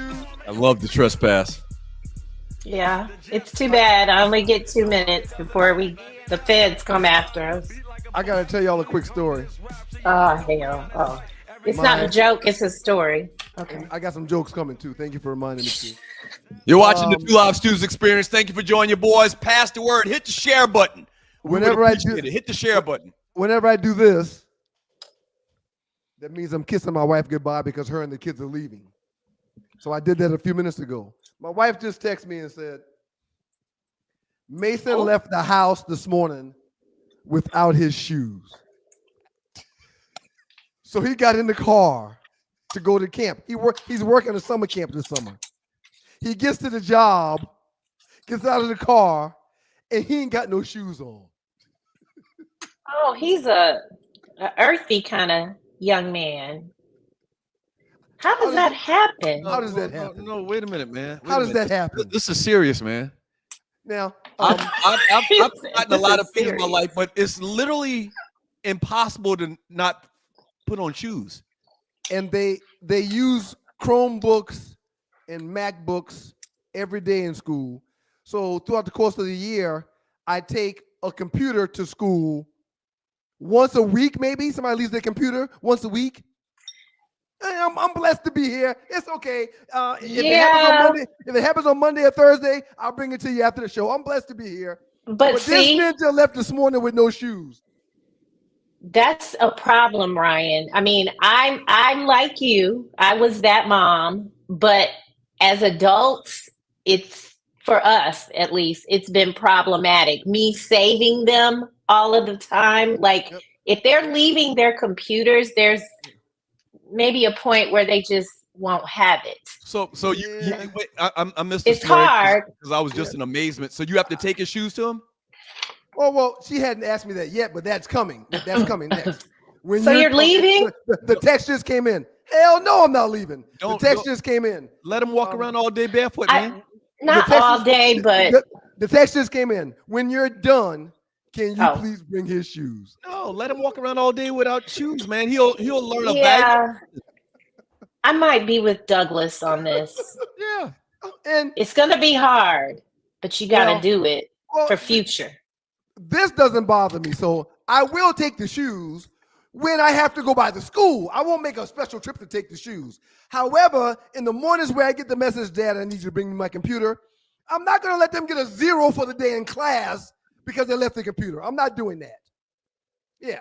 I understand that, but I think you gotta teach him a lesson with the shoes, man. You can't leave your shoes. I'm trying to figure out how does that even happen? How does that happen? Wait, listen, I'm going to tell you. So first of all, I2Q7, thank you for your comment. I don't think he's lazy. I think that you have created such a soft life for this man that he's just walking around free, easy, breezy, zenning out, and he's grounding.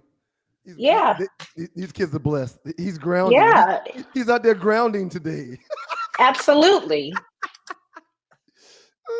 Yeah, now the computers and the homework and the books, I take those things.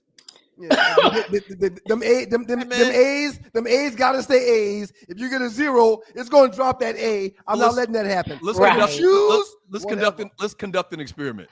Okay. Reply back to JP and says, I'm not taking him his shoes. He's gonna learn a lesson from this. and let me see what I want to hear what her response is. Her response Do will it. be, No, her do response it. will be, I'm on the way then. She will come back and get them herself. Can you just do it though, so we can Please, see? I want to. Yeah, please, man. I'm Please. not Come y'all's, on, the truth. Okay, okay. I'm not See, y'all- this I'm- why y'all. I'm not y'all's fucking science experiment. No, I'm not doing He's it. scared, Doug. Right. He's Yeah, scared. That 360 Right. got him scared. Yep. We got 54 chats, and a lot of it starred. Let's go. Hey, let me say it one more time. Thank y'all so much for the donations. We're working. We're striving to messages. try to do this show 5 days a week.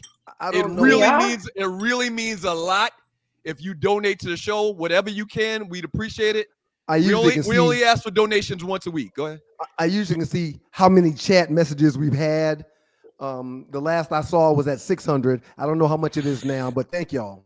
How do you see that? I need you to show me that. The where it says comments, it'll show Yes. you, as long as you hadn't tapped the comments, it'll show you how many messages you have. Yeah. Oh, I be Last I tapping. saw before I tapped it said 6 something. So thank y'all for being a part of the show. But can you find it in your heart to donate $1, $5, $10, $50, Thank $100? y'all so much. Look to the bottom of the chat if you're watching the live 5,000. show right now, and there's a dollar symbol. Click on the dollar symbol and donate right there. It's safe and secure through YouTube. Trust me, okay? Trust us. And if you're watching the replay, look to the bottom of the chat to the right, and there's a heart symbol. Click on the heart, and you can donate after the show on the replay. Homeboy, cousin, John Dingle. Shouts out to your classmate. You know, And John, for the record, happy wife. I run mine in this bitch right here. It don't sound I run like mine. It don't sound like it. There's a lot Real of things quick, you said over the last year and a half that don't make me believe that. I'm talking to John. I'm just saying. I run mine. I'm your frat brother. I'm your Masonic brother. I'm your Birth canal birth canal brother. And you be Right. saying stuff that really cut deep. And Happy as a lark in the spring over here in this house with this lady and these kids. Happy as a And lark in the spring. And here we go. And y'all booed up together. I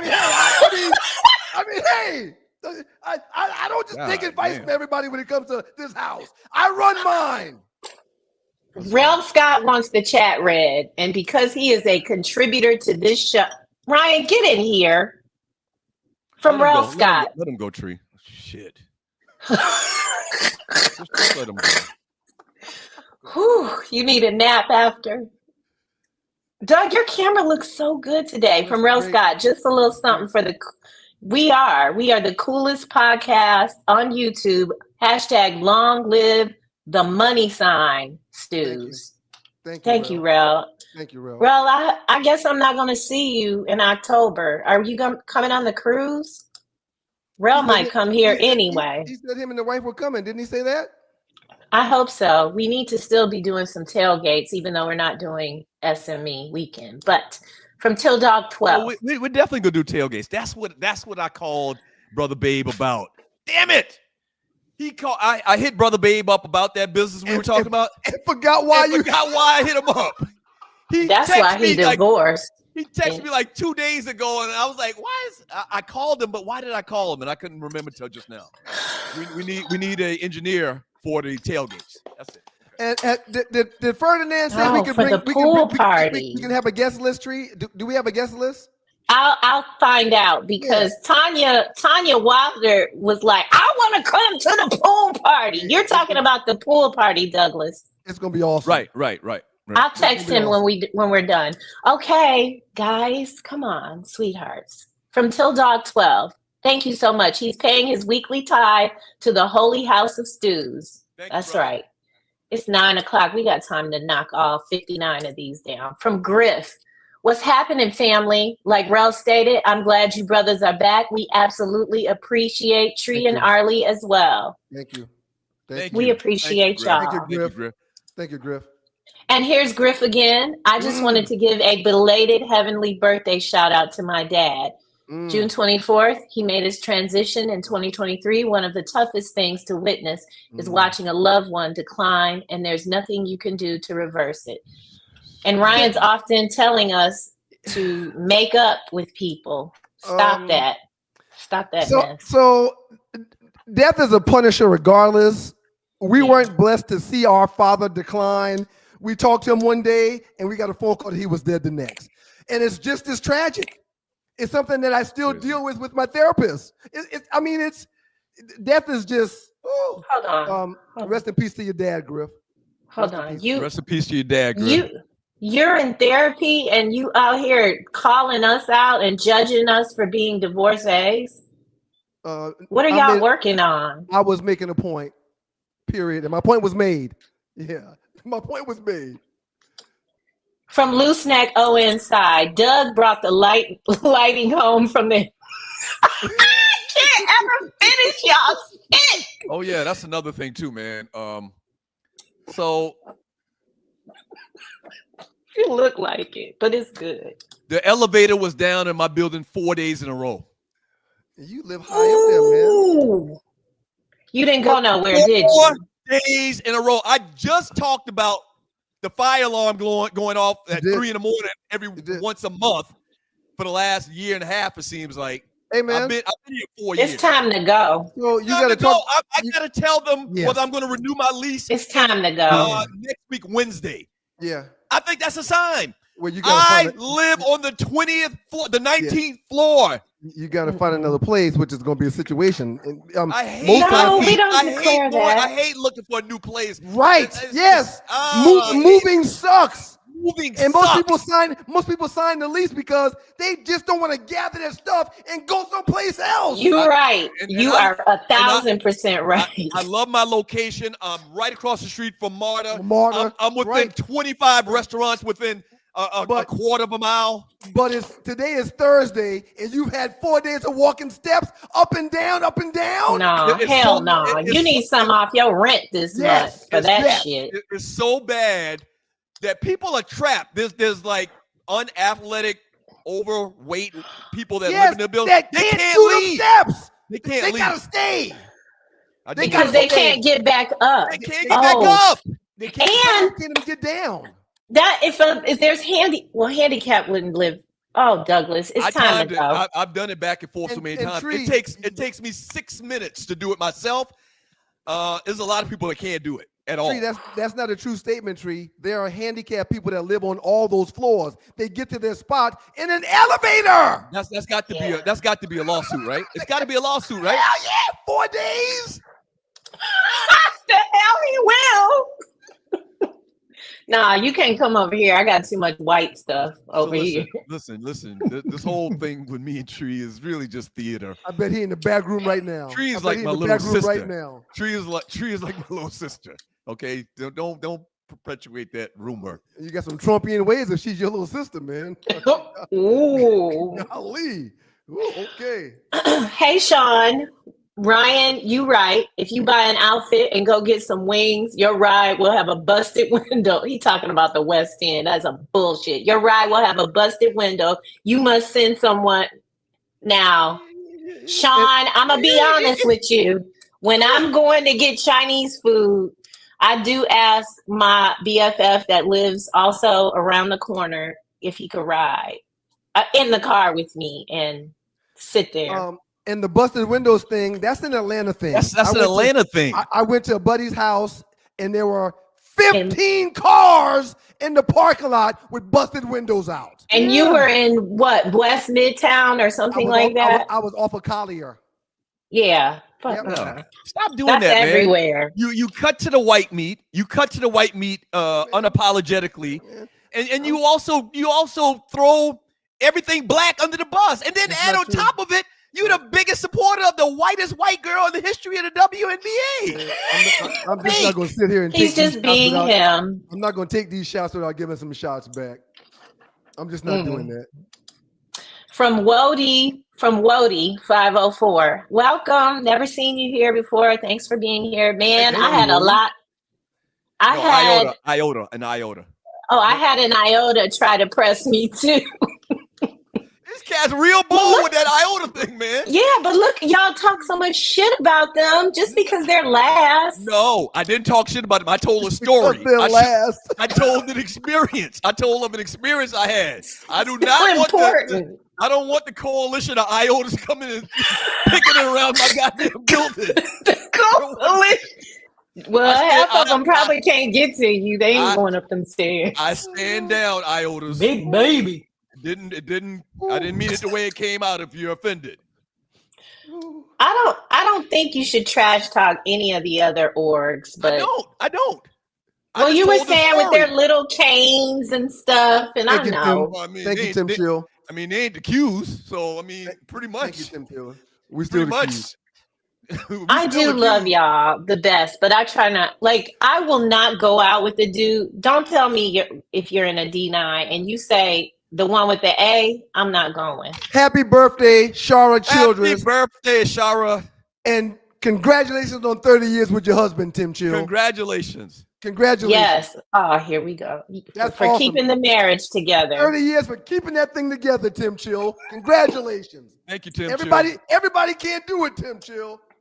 I had 20. Thank you very much. Oh, you weren't talking to me. I had 27. Doug had 27. He was almost at 30. And I still get thrown under the bus for being an unsuccessful husband by my little brother. I'm a good wife. I didn't say nothing about you being an unsuccessful husband. I didn't say that. I just said I ain't taking no marriage advice from you guys. Nope. From Wody 504, $5.04. That's cute. That's cute. Puff not squeaky clean, but remember he sued Diageo for racial discrimination. Them folks powerful and got a lot of friends. That's part He's of it. right. That's part of it. Once again, when I see what's going on with Puff right now, it really makes me believe that these folks really just wanted to humble him. They wanted to humble him, and they want to bankrupt him. Something like that. I don't even know if they may, based on what I've seen, I don't know if they really thought they could get a conviction, and they may still get a conviction. They may just get a smaller one. But what they ideally want to do is to embarrass him, to humble him, and to take his money. They've been showing his $60 million home in Miami, and they've been showing his $60 million home in LA. But as our 8x11 sale. But as Arlie and myself often say, you know the rules. If you know this is the setup, this is not new, then you need to play. And beating that girl on I don't know. Frederick Anderson. Didn't you read this already? I'll read it again. Shout out to you, Frederick. Thank you for joining us. First we drinks don't for me when I see this. you. I put bring your wife for the cruise. Gonna try to bring my brother instead of the old ball. Oh yeah, we did read I don't like that. Where's Tanya? But she promoted this. You need to bring your wife, Frederick. Doug, are you bringing somebody? I don't even think that we mentioned it. That I mentioned the three that they were going to come on the cruise. Did I say that Tanya and Yeah, they are. We finna turn. Yes, it's going to be a good time. The cast and the host of the breakout show, The Truth Ain't In Us, will be on the cruise with us as well. We might need to bring some equipment to do a show. I don't know if that can happen out there like that. Tom Joyner, we don't need equipment. We can just use our. Yeah, that's true. We can do it. Wait a minute. I don't think Tom Joyner was doing this show when they were on the cruise. They did the show from the boat. It's okay. We could do what we want to do, and I would love to do that with the water behind y'all. Oh my God! Well, we wouldn't be able to see the water. That would be dope. We'll talk about it. J-Dub Motorsports. Wow! Shout out to you, J-Dub. My man, $100,000. J-Dub, appreciate it. Appreciate what that, J-Dub. That's our folk right there. That's our folk. JDubMotorsports.com. J-Dub, just like it's spelled right there. JDubMotorsports.com. If you're into cars, trucks, boats, anything with an engine, check out your boy, JDubMotorsports.com. He's the host of a Life Off-Road, which airs on his YouTube channel, JDubMotorsports.com. Shouts out, J-Dub. Appreciate you, man. If you all are making donations and would like us to promote anything, put that in there so we can read it and say it over and over. Absolutely. Thank you, J-Dub. Thank you so much. Let's keep going. Go ahead. Just because we just talked about it, let me do this real quick. That title is misleading because the truth is definitely in those ladies. I told my boy that the other night when the show was on. They go hard in the paint. Yeah, there was a bunch of truth being told on that damn show. Very much. I was so proud of them. Yeah.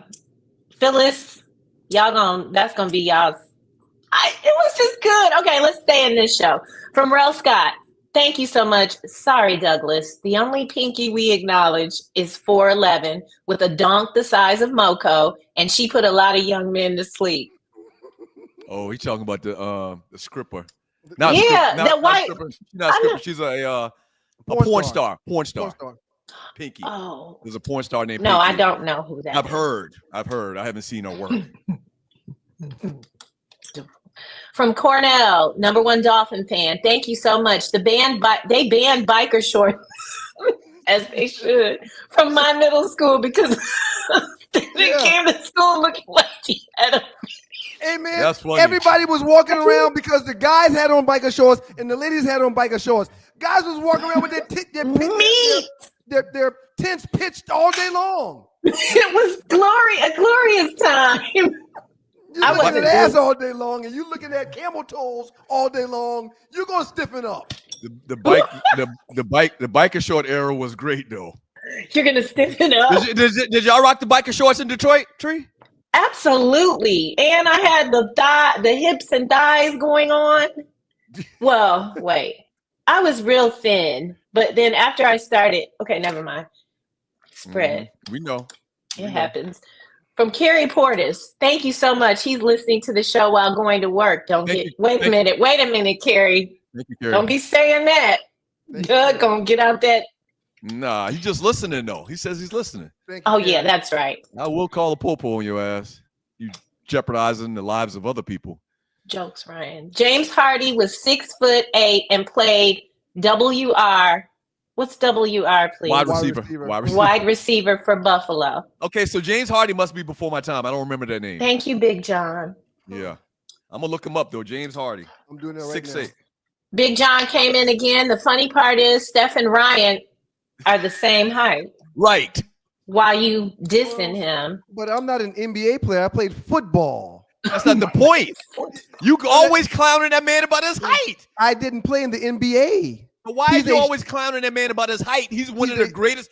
Goatman23 says he's one of the top 10 players to ever step on the court. Yeah, LeBron wasn't on that list. That list is nothing. That list is doo-doo. Go ahead, Tree. Let's run through them. Very good. All right. Lavrell. Hey, Lavrell. Great show, as always. Thank you, folks. Shout out to you, Lavrell. James Hardy is listed at 6'5", 220 pounds. So he was not 6'8". The great Jungle Brother coming in saying he's starting a franchise with Ant-Man and Wemby. Thanks, Jungle. Your boy won today. I know you're happy. I know y'all are. Appreciate that $2, Jungle. Virtual drinks. It don't sound right when you say that, Doug, but we do appreciate it, Jungle. Jungle also had a message in the chat saying, "Damn, no Ollie today. Let me put this lotion away." Oh, that's he's a freaking perv. I don't know if that's allowable in our chat room to make perverted statements like that. Maybe we should suspend him for a day. Can we suspend people? I don't want. Yeah, you can kick him out. You remember on Spreaker we could suspend people? You remember on Spreaker we could suspend people? Yeah, and he got suspended. That's how he and I became enemies. Apparently, Tree was suspending a lot of people that she's. Oh man, that was a great feature on Spreaker. I was doing my job. Okay. Me and Doug were pretending like we were in a radio station. Younger brother came to the tailgate like, "Hey man, I bought you some presents. Here's this, here's that, here's this." I said, "Hey man, what can I do for you?" "Hey, funny you might ask. Can you get Tree to take me off suspension?" No, Jungle Free. Where was this at? He's lying. He's lying because Jungle ain't never been in this motherfucker that I know of. He's never met us. I got your back, Jungle brother. I got your back. I know how he looks from his picture on Facebook, but I've never met Jungle as far as me either. Camera. Yeah, that new camera. So is it a new computer? No, it's or just is it a webcam? It's a webcam. We can see the red in your eyes, sir. It's very good. And I want to get one of those. It's always subliminal shots this morning. My eyes red? They are red, but Well, I A mean, little. There was like a piece of film over your camera before. That's gone. It looks really good, man. You do. and you know what? I've had this camera for like 6 months. No glasses today. Yeah, I need the glasses for real. Go ahead. That's trifling. Jashani is ready for his situation, sir. $20 for a joke? That's good. That's good money. Thank you, Jashani. We really appreciate you. All right, I'll find some. Get it together. I got you. All right, from Richard Bullock. Something on it. Something on it. Appreciate Hey, it, Richard. Thank you so much. Rel Scott. Rel, you know Doug be trying to get you, but he's continuing to donate. Ralph Stewart is turning over in his grave. Let's see, at 8:59.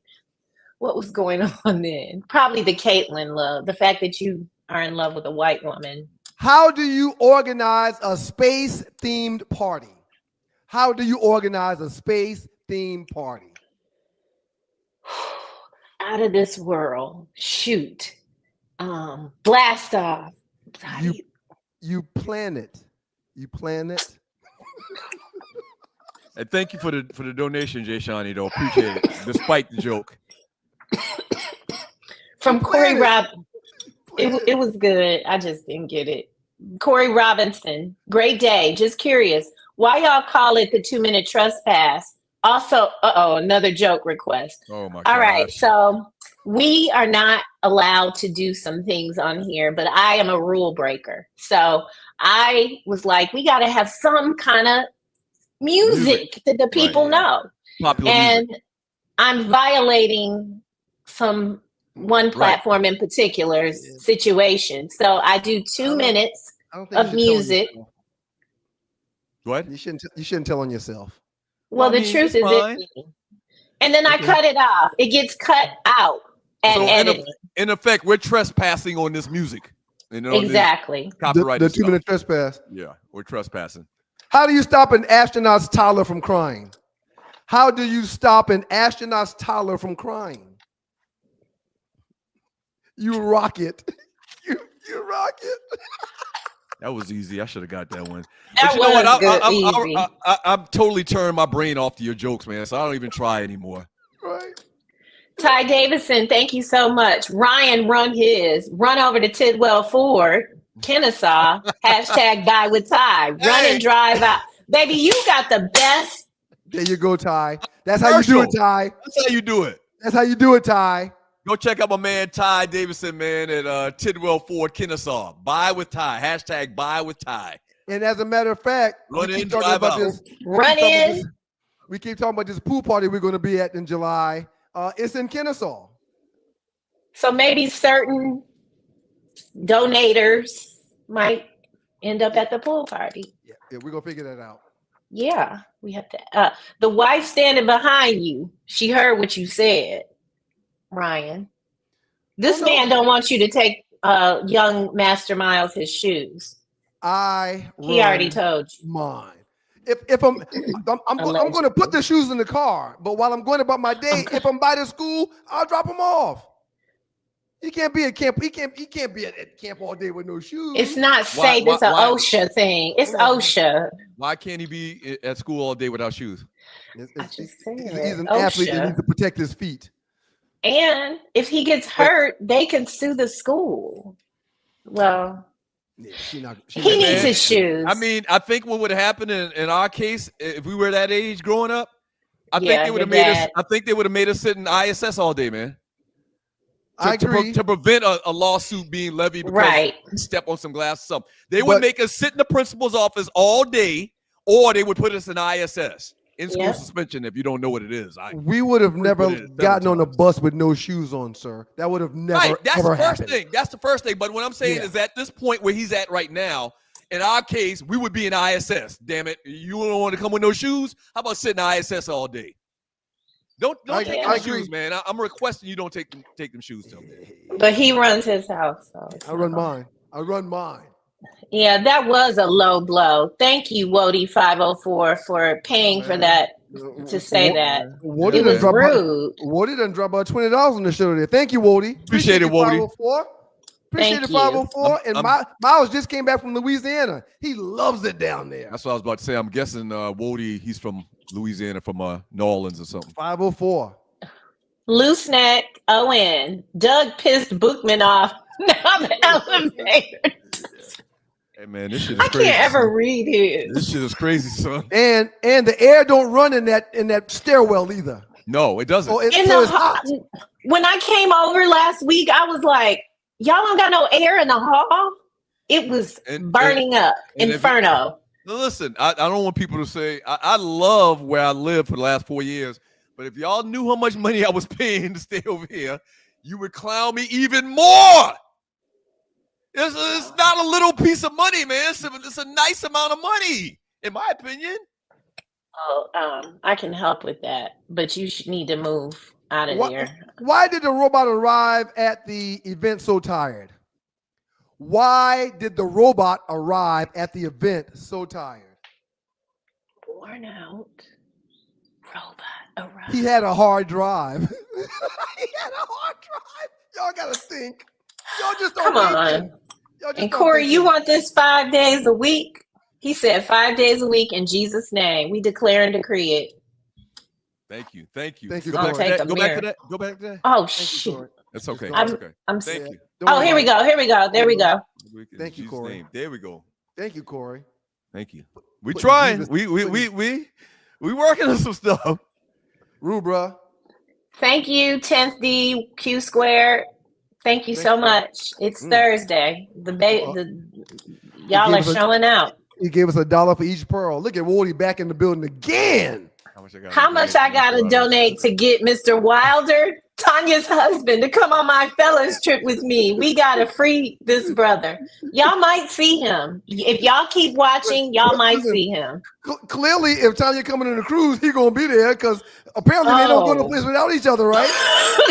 So well, I mean, before that. If you're new to the show, the host of The Truth Ain't In Us said that she doesn't allow the one to the top left with the pink on. She doesn't allow her husband to go on guide trips. Her words, not yours. Right.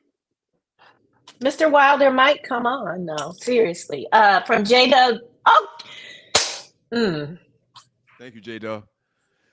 What happened?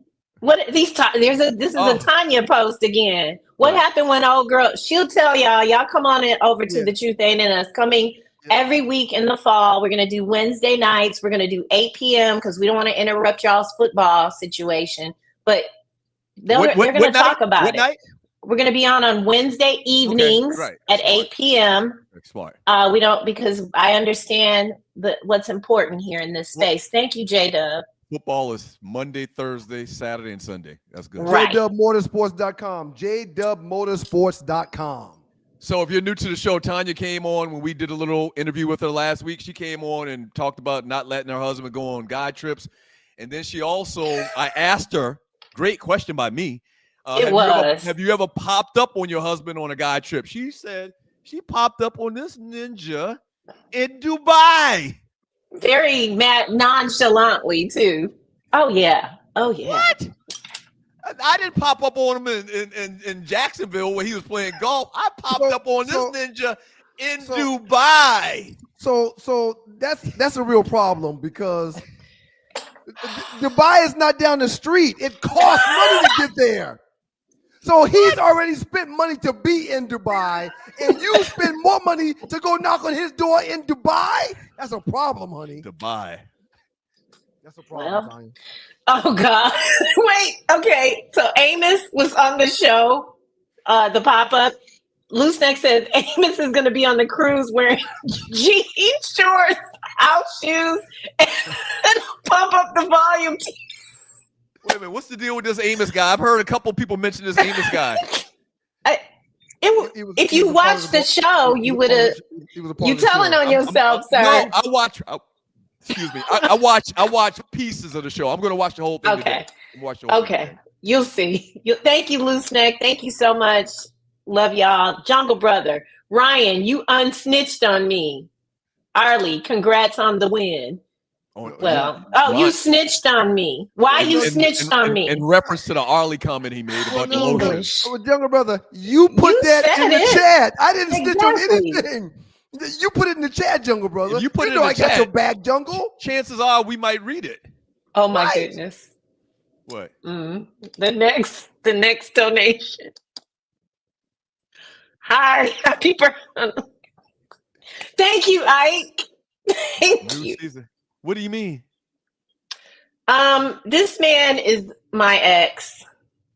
It's his birthday. What up? Ike Happy Johnson. birthday. Why he got an alias? We've been talking about you, Ike. No, you haven't. This isn't an alias. This is his name. His name is Ike. I thought his name was Charles. And then I had another relationship, Doug. You think I've been single for 9 years? Who wouldn't want me? Damn, Doug. Doug, you sharing. Tree is community property. My bad. No. My bad. First of all, when I moved to California, you didn't communicate with me at all. Your brother, however, happy birthday, Tree, like phone calls. I was busy. I'm not going to get into this. Shouts out to you, Ike. Appreciate you. This is the next man I dated after my marriage. Good for you, Ike. It's his birthday. This is a Sacramento dude. Happy birthday, Ike. And he's trying to mess with me by doing this. Happy birthday, Ike. I was going to call you. We're still friends. Sure you were going to call, Tree. Good for you, Ike. Thank you, Ike. Support. And you know you got more money than that. Good for you, Tree. Good for you, Ike. Send some more. Thank you, Ike. He's the best. He was a good boyfriend. He was a good human. Yeah. I love cancers. Happy birthday. He realized he had to get out of that deal, huh, Tree? I broke up with him. From Ralph Scott. What would Ralph Stewart say to a young Ryan for leaving his shoes at home? Exactly. They've discussed this. He would not be able to, he would not understand that at all. Like he would be so disappointed. He'd be very upset.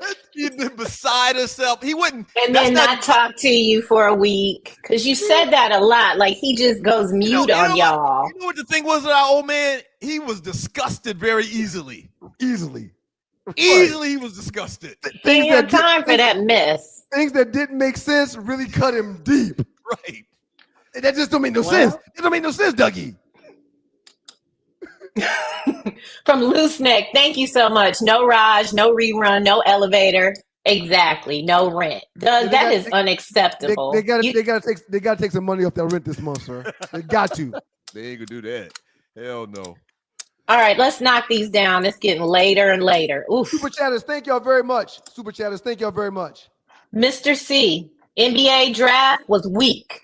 It's just not the same anymore.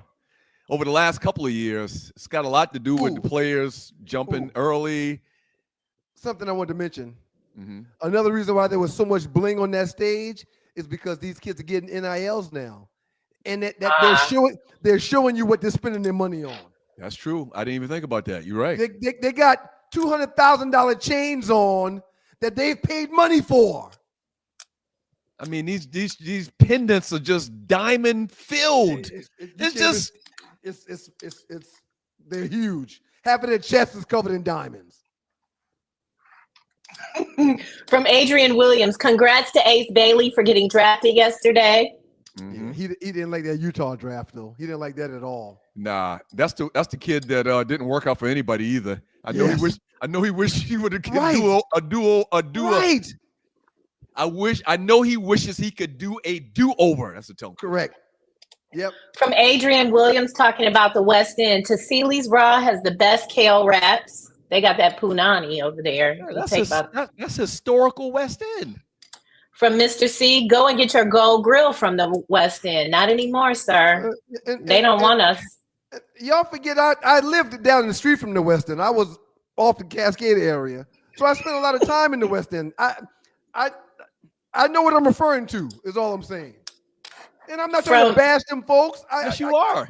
Okay. That's exactly what you're trying to do. All right. You're trying to clown them. That comment, it was a clowning comment. Well, it's a clowning show because Carter 1911 said he's never seen more than one iota at a time in his life. Not anywhere.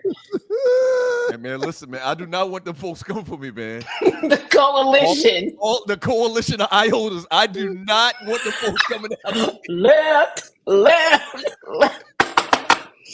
They're going to get up them stairs. From Rollo Lawson, a.k.a. Rita Lawson's son. I don't agree with Ryan. LeBron hasn't been relevant in years. He has been the face of not winning. That is low. LeBron's been the face of not winning? No, he's got 4 rings and he's been to 10. That's not true. He's been to 10 finals. I could look, I'm not agreeing with him. I'm just letting you understand his point. He's been to 10 finals and he's only got 4 rings, which if you do the math, that means 6 times he went to the finals and lost. How many rings does AI have? How many rings does Charles Barkley have? How many rings does Dominique have? We all love Dominique. How many rings he got? Let me do another refresher. Michael Jordan's been to 6 finals and won them all. Congratulations. 6 for 6. Yeah, he's my GOAT. MJ is my GOAT. MJ is my GOAT. Go ahead, Tree. Finals MVP 6 times. He's my GOAT. But there's some grace that we know and love, Karl Malone, that ain't got a finals ring, period. Looseneck says he knew Trump wasn't shit when he was trying to eat KFC with a fork and knife. Who does that shit? Well, I hate him so much. And we were always raised, it was this thing they used to say, you don't hate anybody. No, I really do hate this guy. I do. There's no other way to put it. Go ahead. From Tree. Uncle Mike, SGA is a character guy. Ant-Man has his shortcomings and lacks maturity. He won't be the face of the league until he saves a kitten from a tree or something. That's probably true. From Jungle Brother, that casino keyboard made millionaires out of a few producers. Casio, sorry. Thank you. Casio.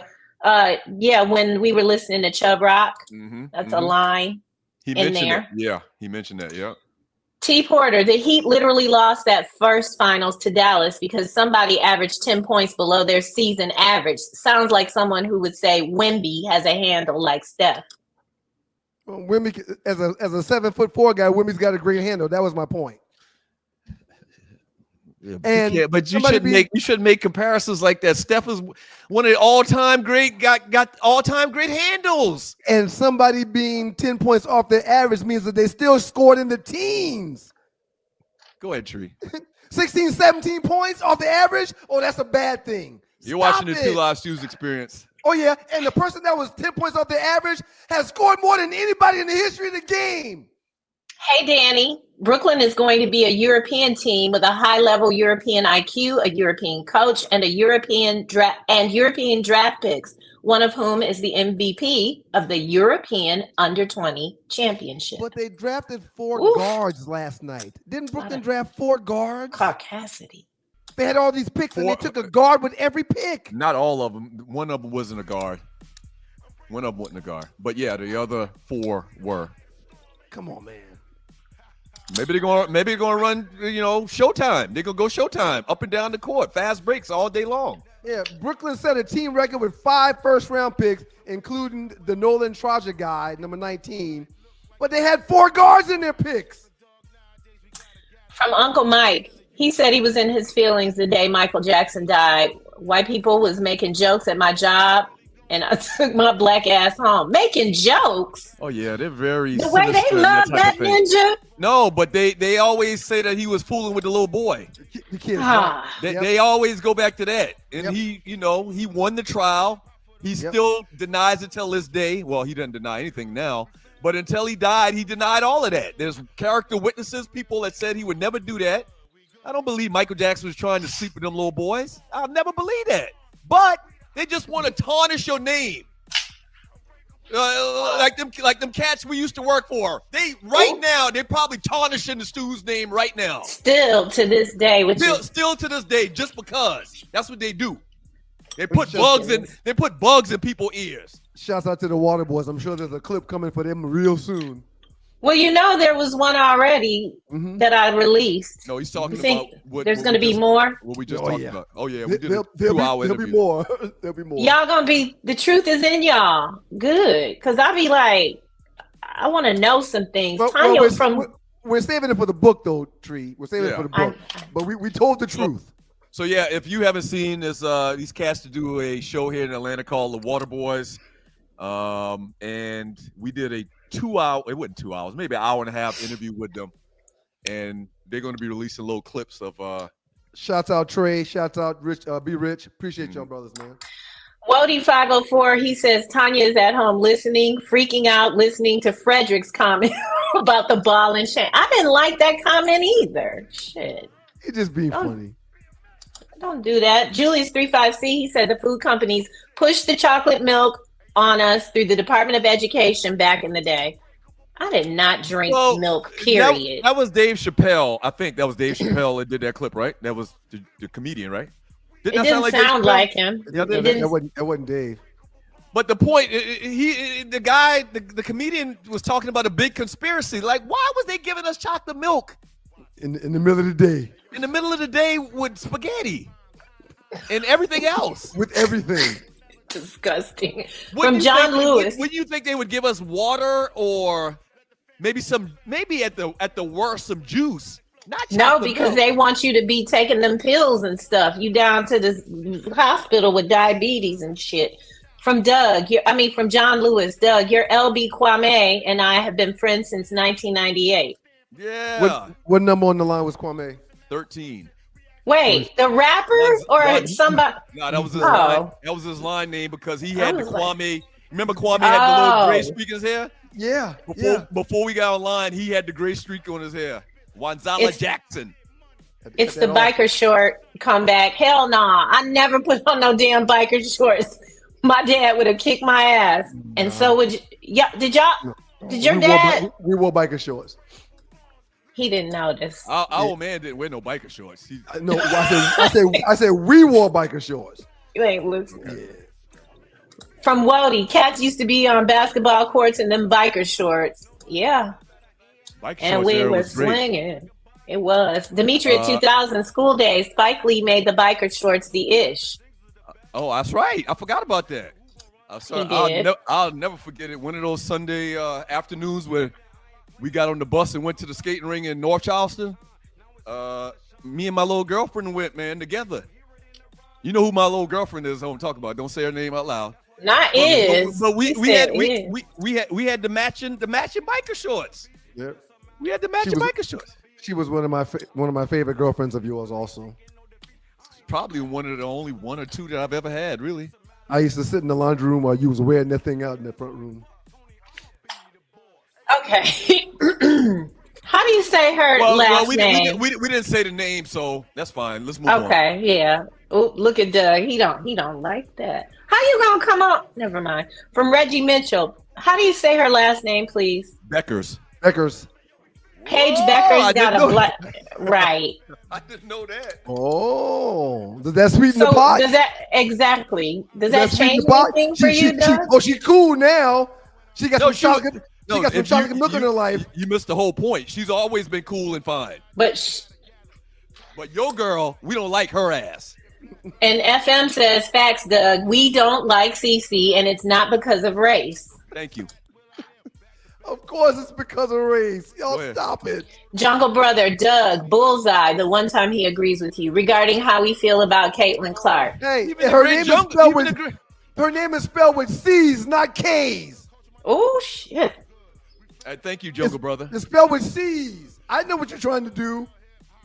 All hate, zero objectivity. Being a Laker fan and truly hates the Celtics, but Bird was the truth. That's a bad white boy there. Absolutely. I got a Bird jersey. So I got a Bird throwback jersey. Y'all put Bird on the list, but no LeBron James. Shame on y'all.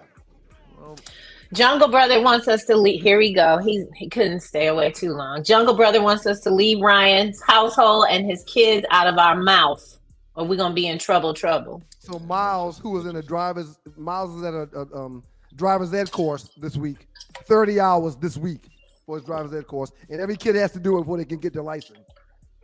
He sent me a message just now saying, You might be in the show, but I have a package that's going to get here today, and I don't want it to bake in the sun. Do you think you could go look out for it for me?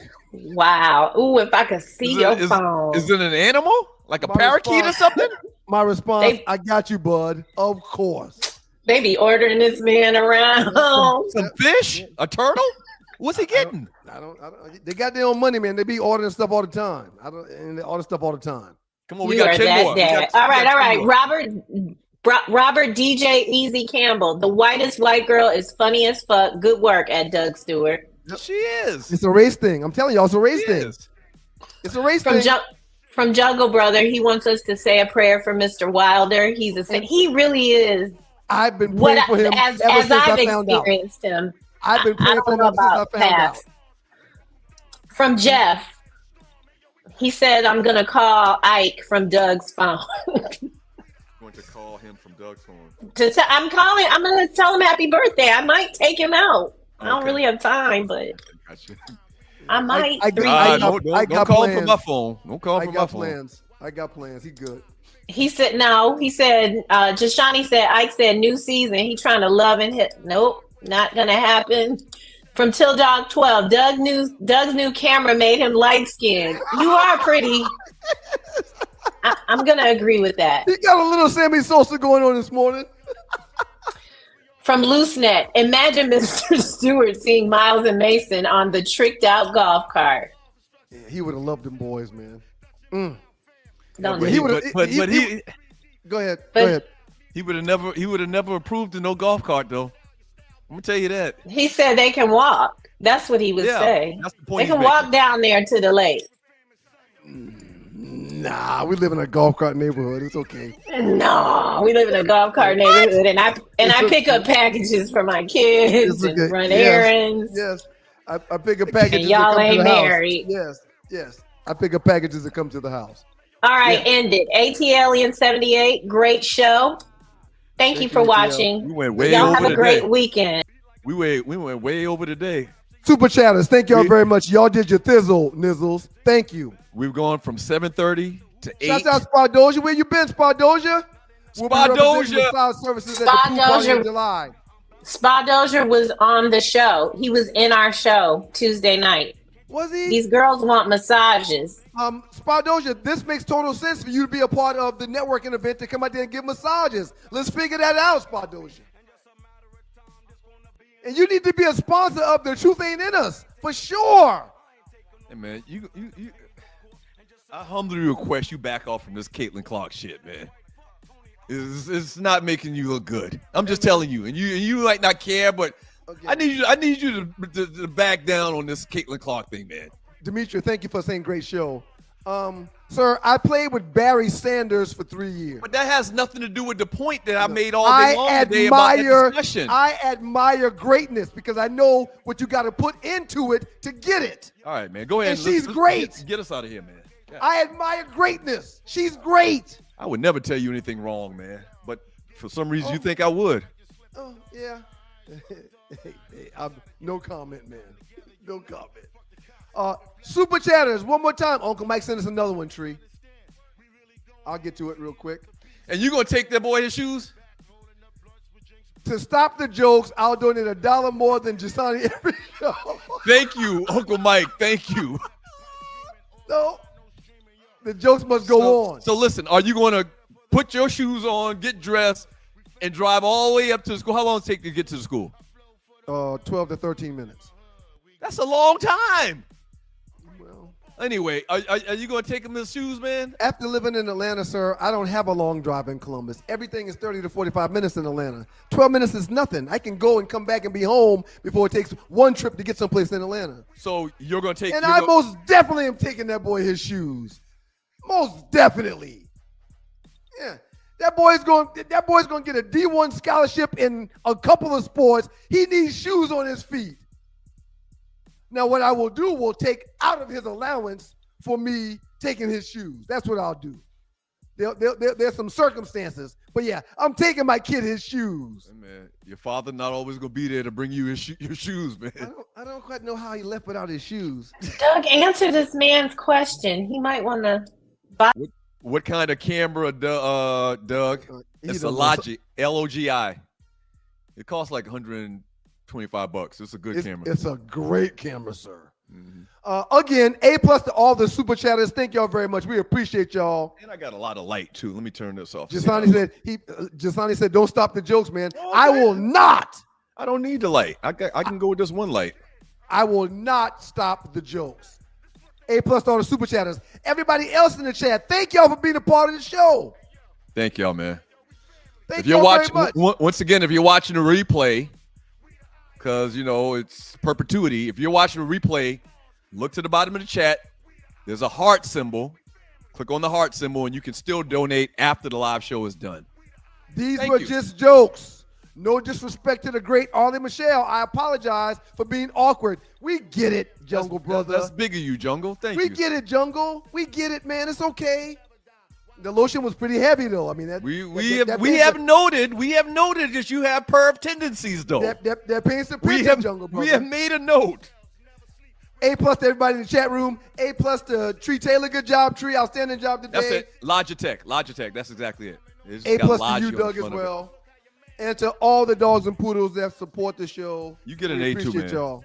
Thank you, man. I appreciate that. Hey, man. Y'all listen to what I'm saying.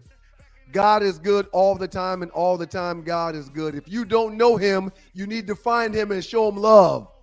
That's all he's showing you. Nothing but love. Peace. See y'all next week. Peace and blessings. Monday.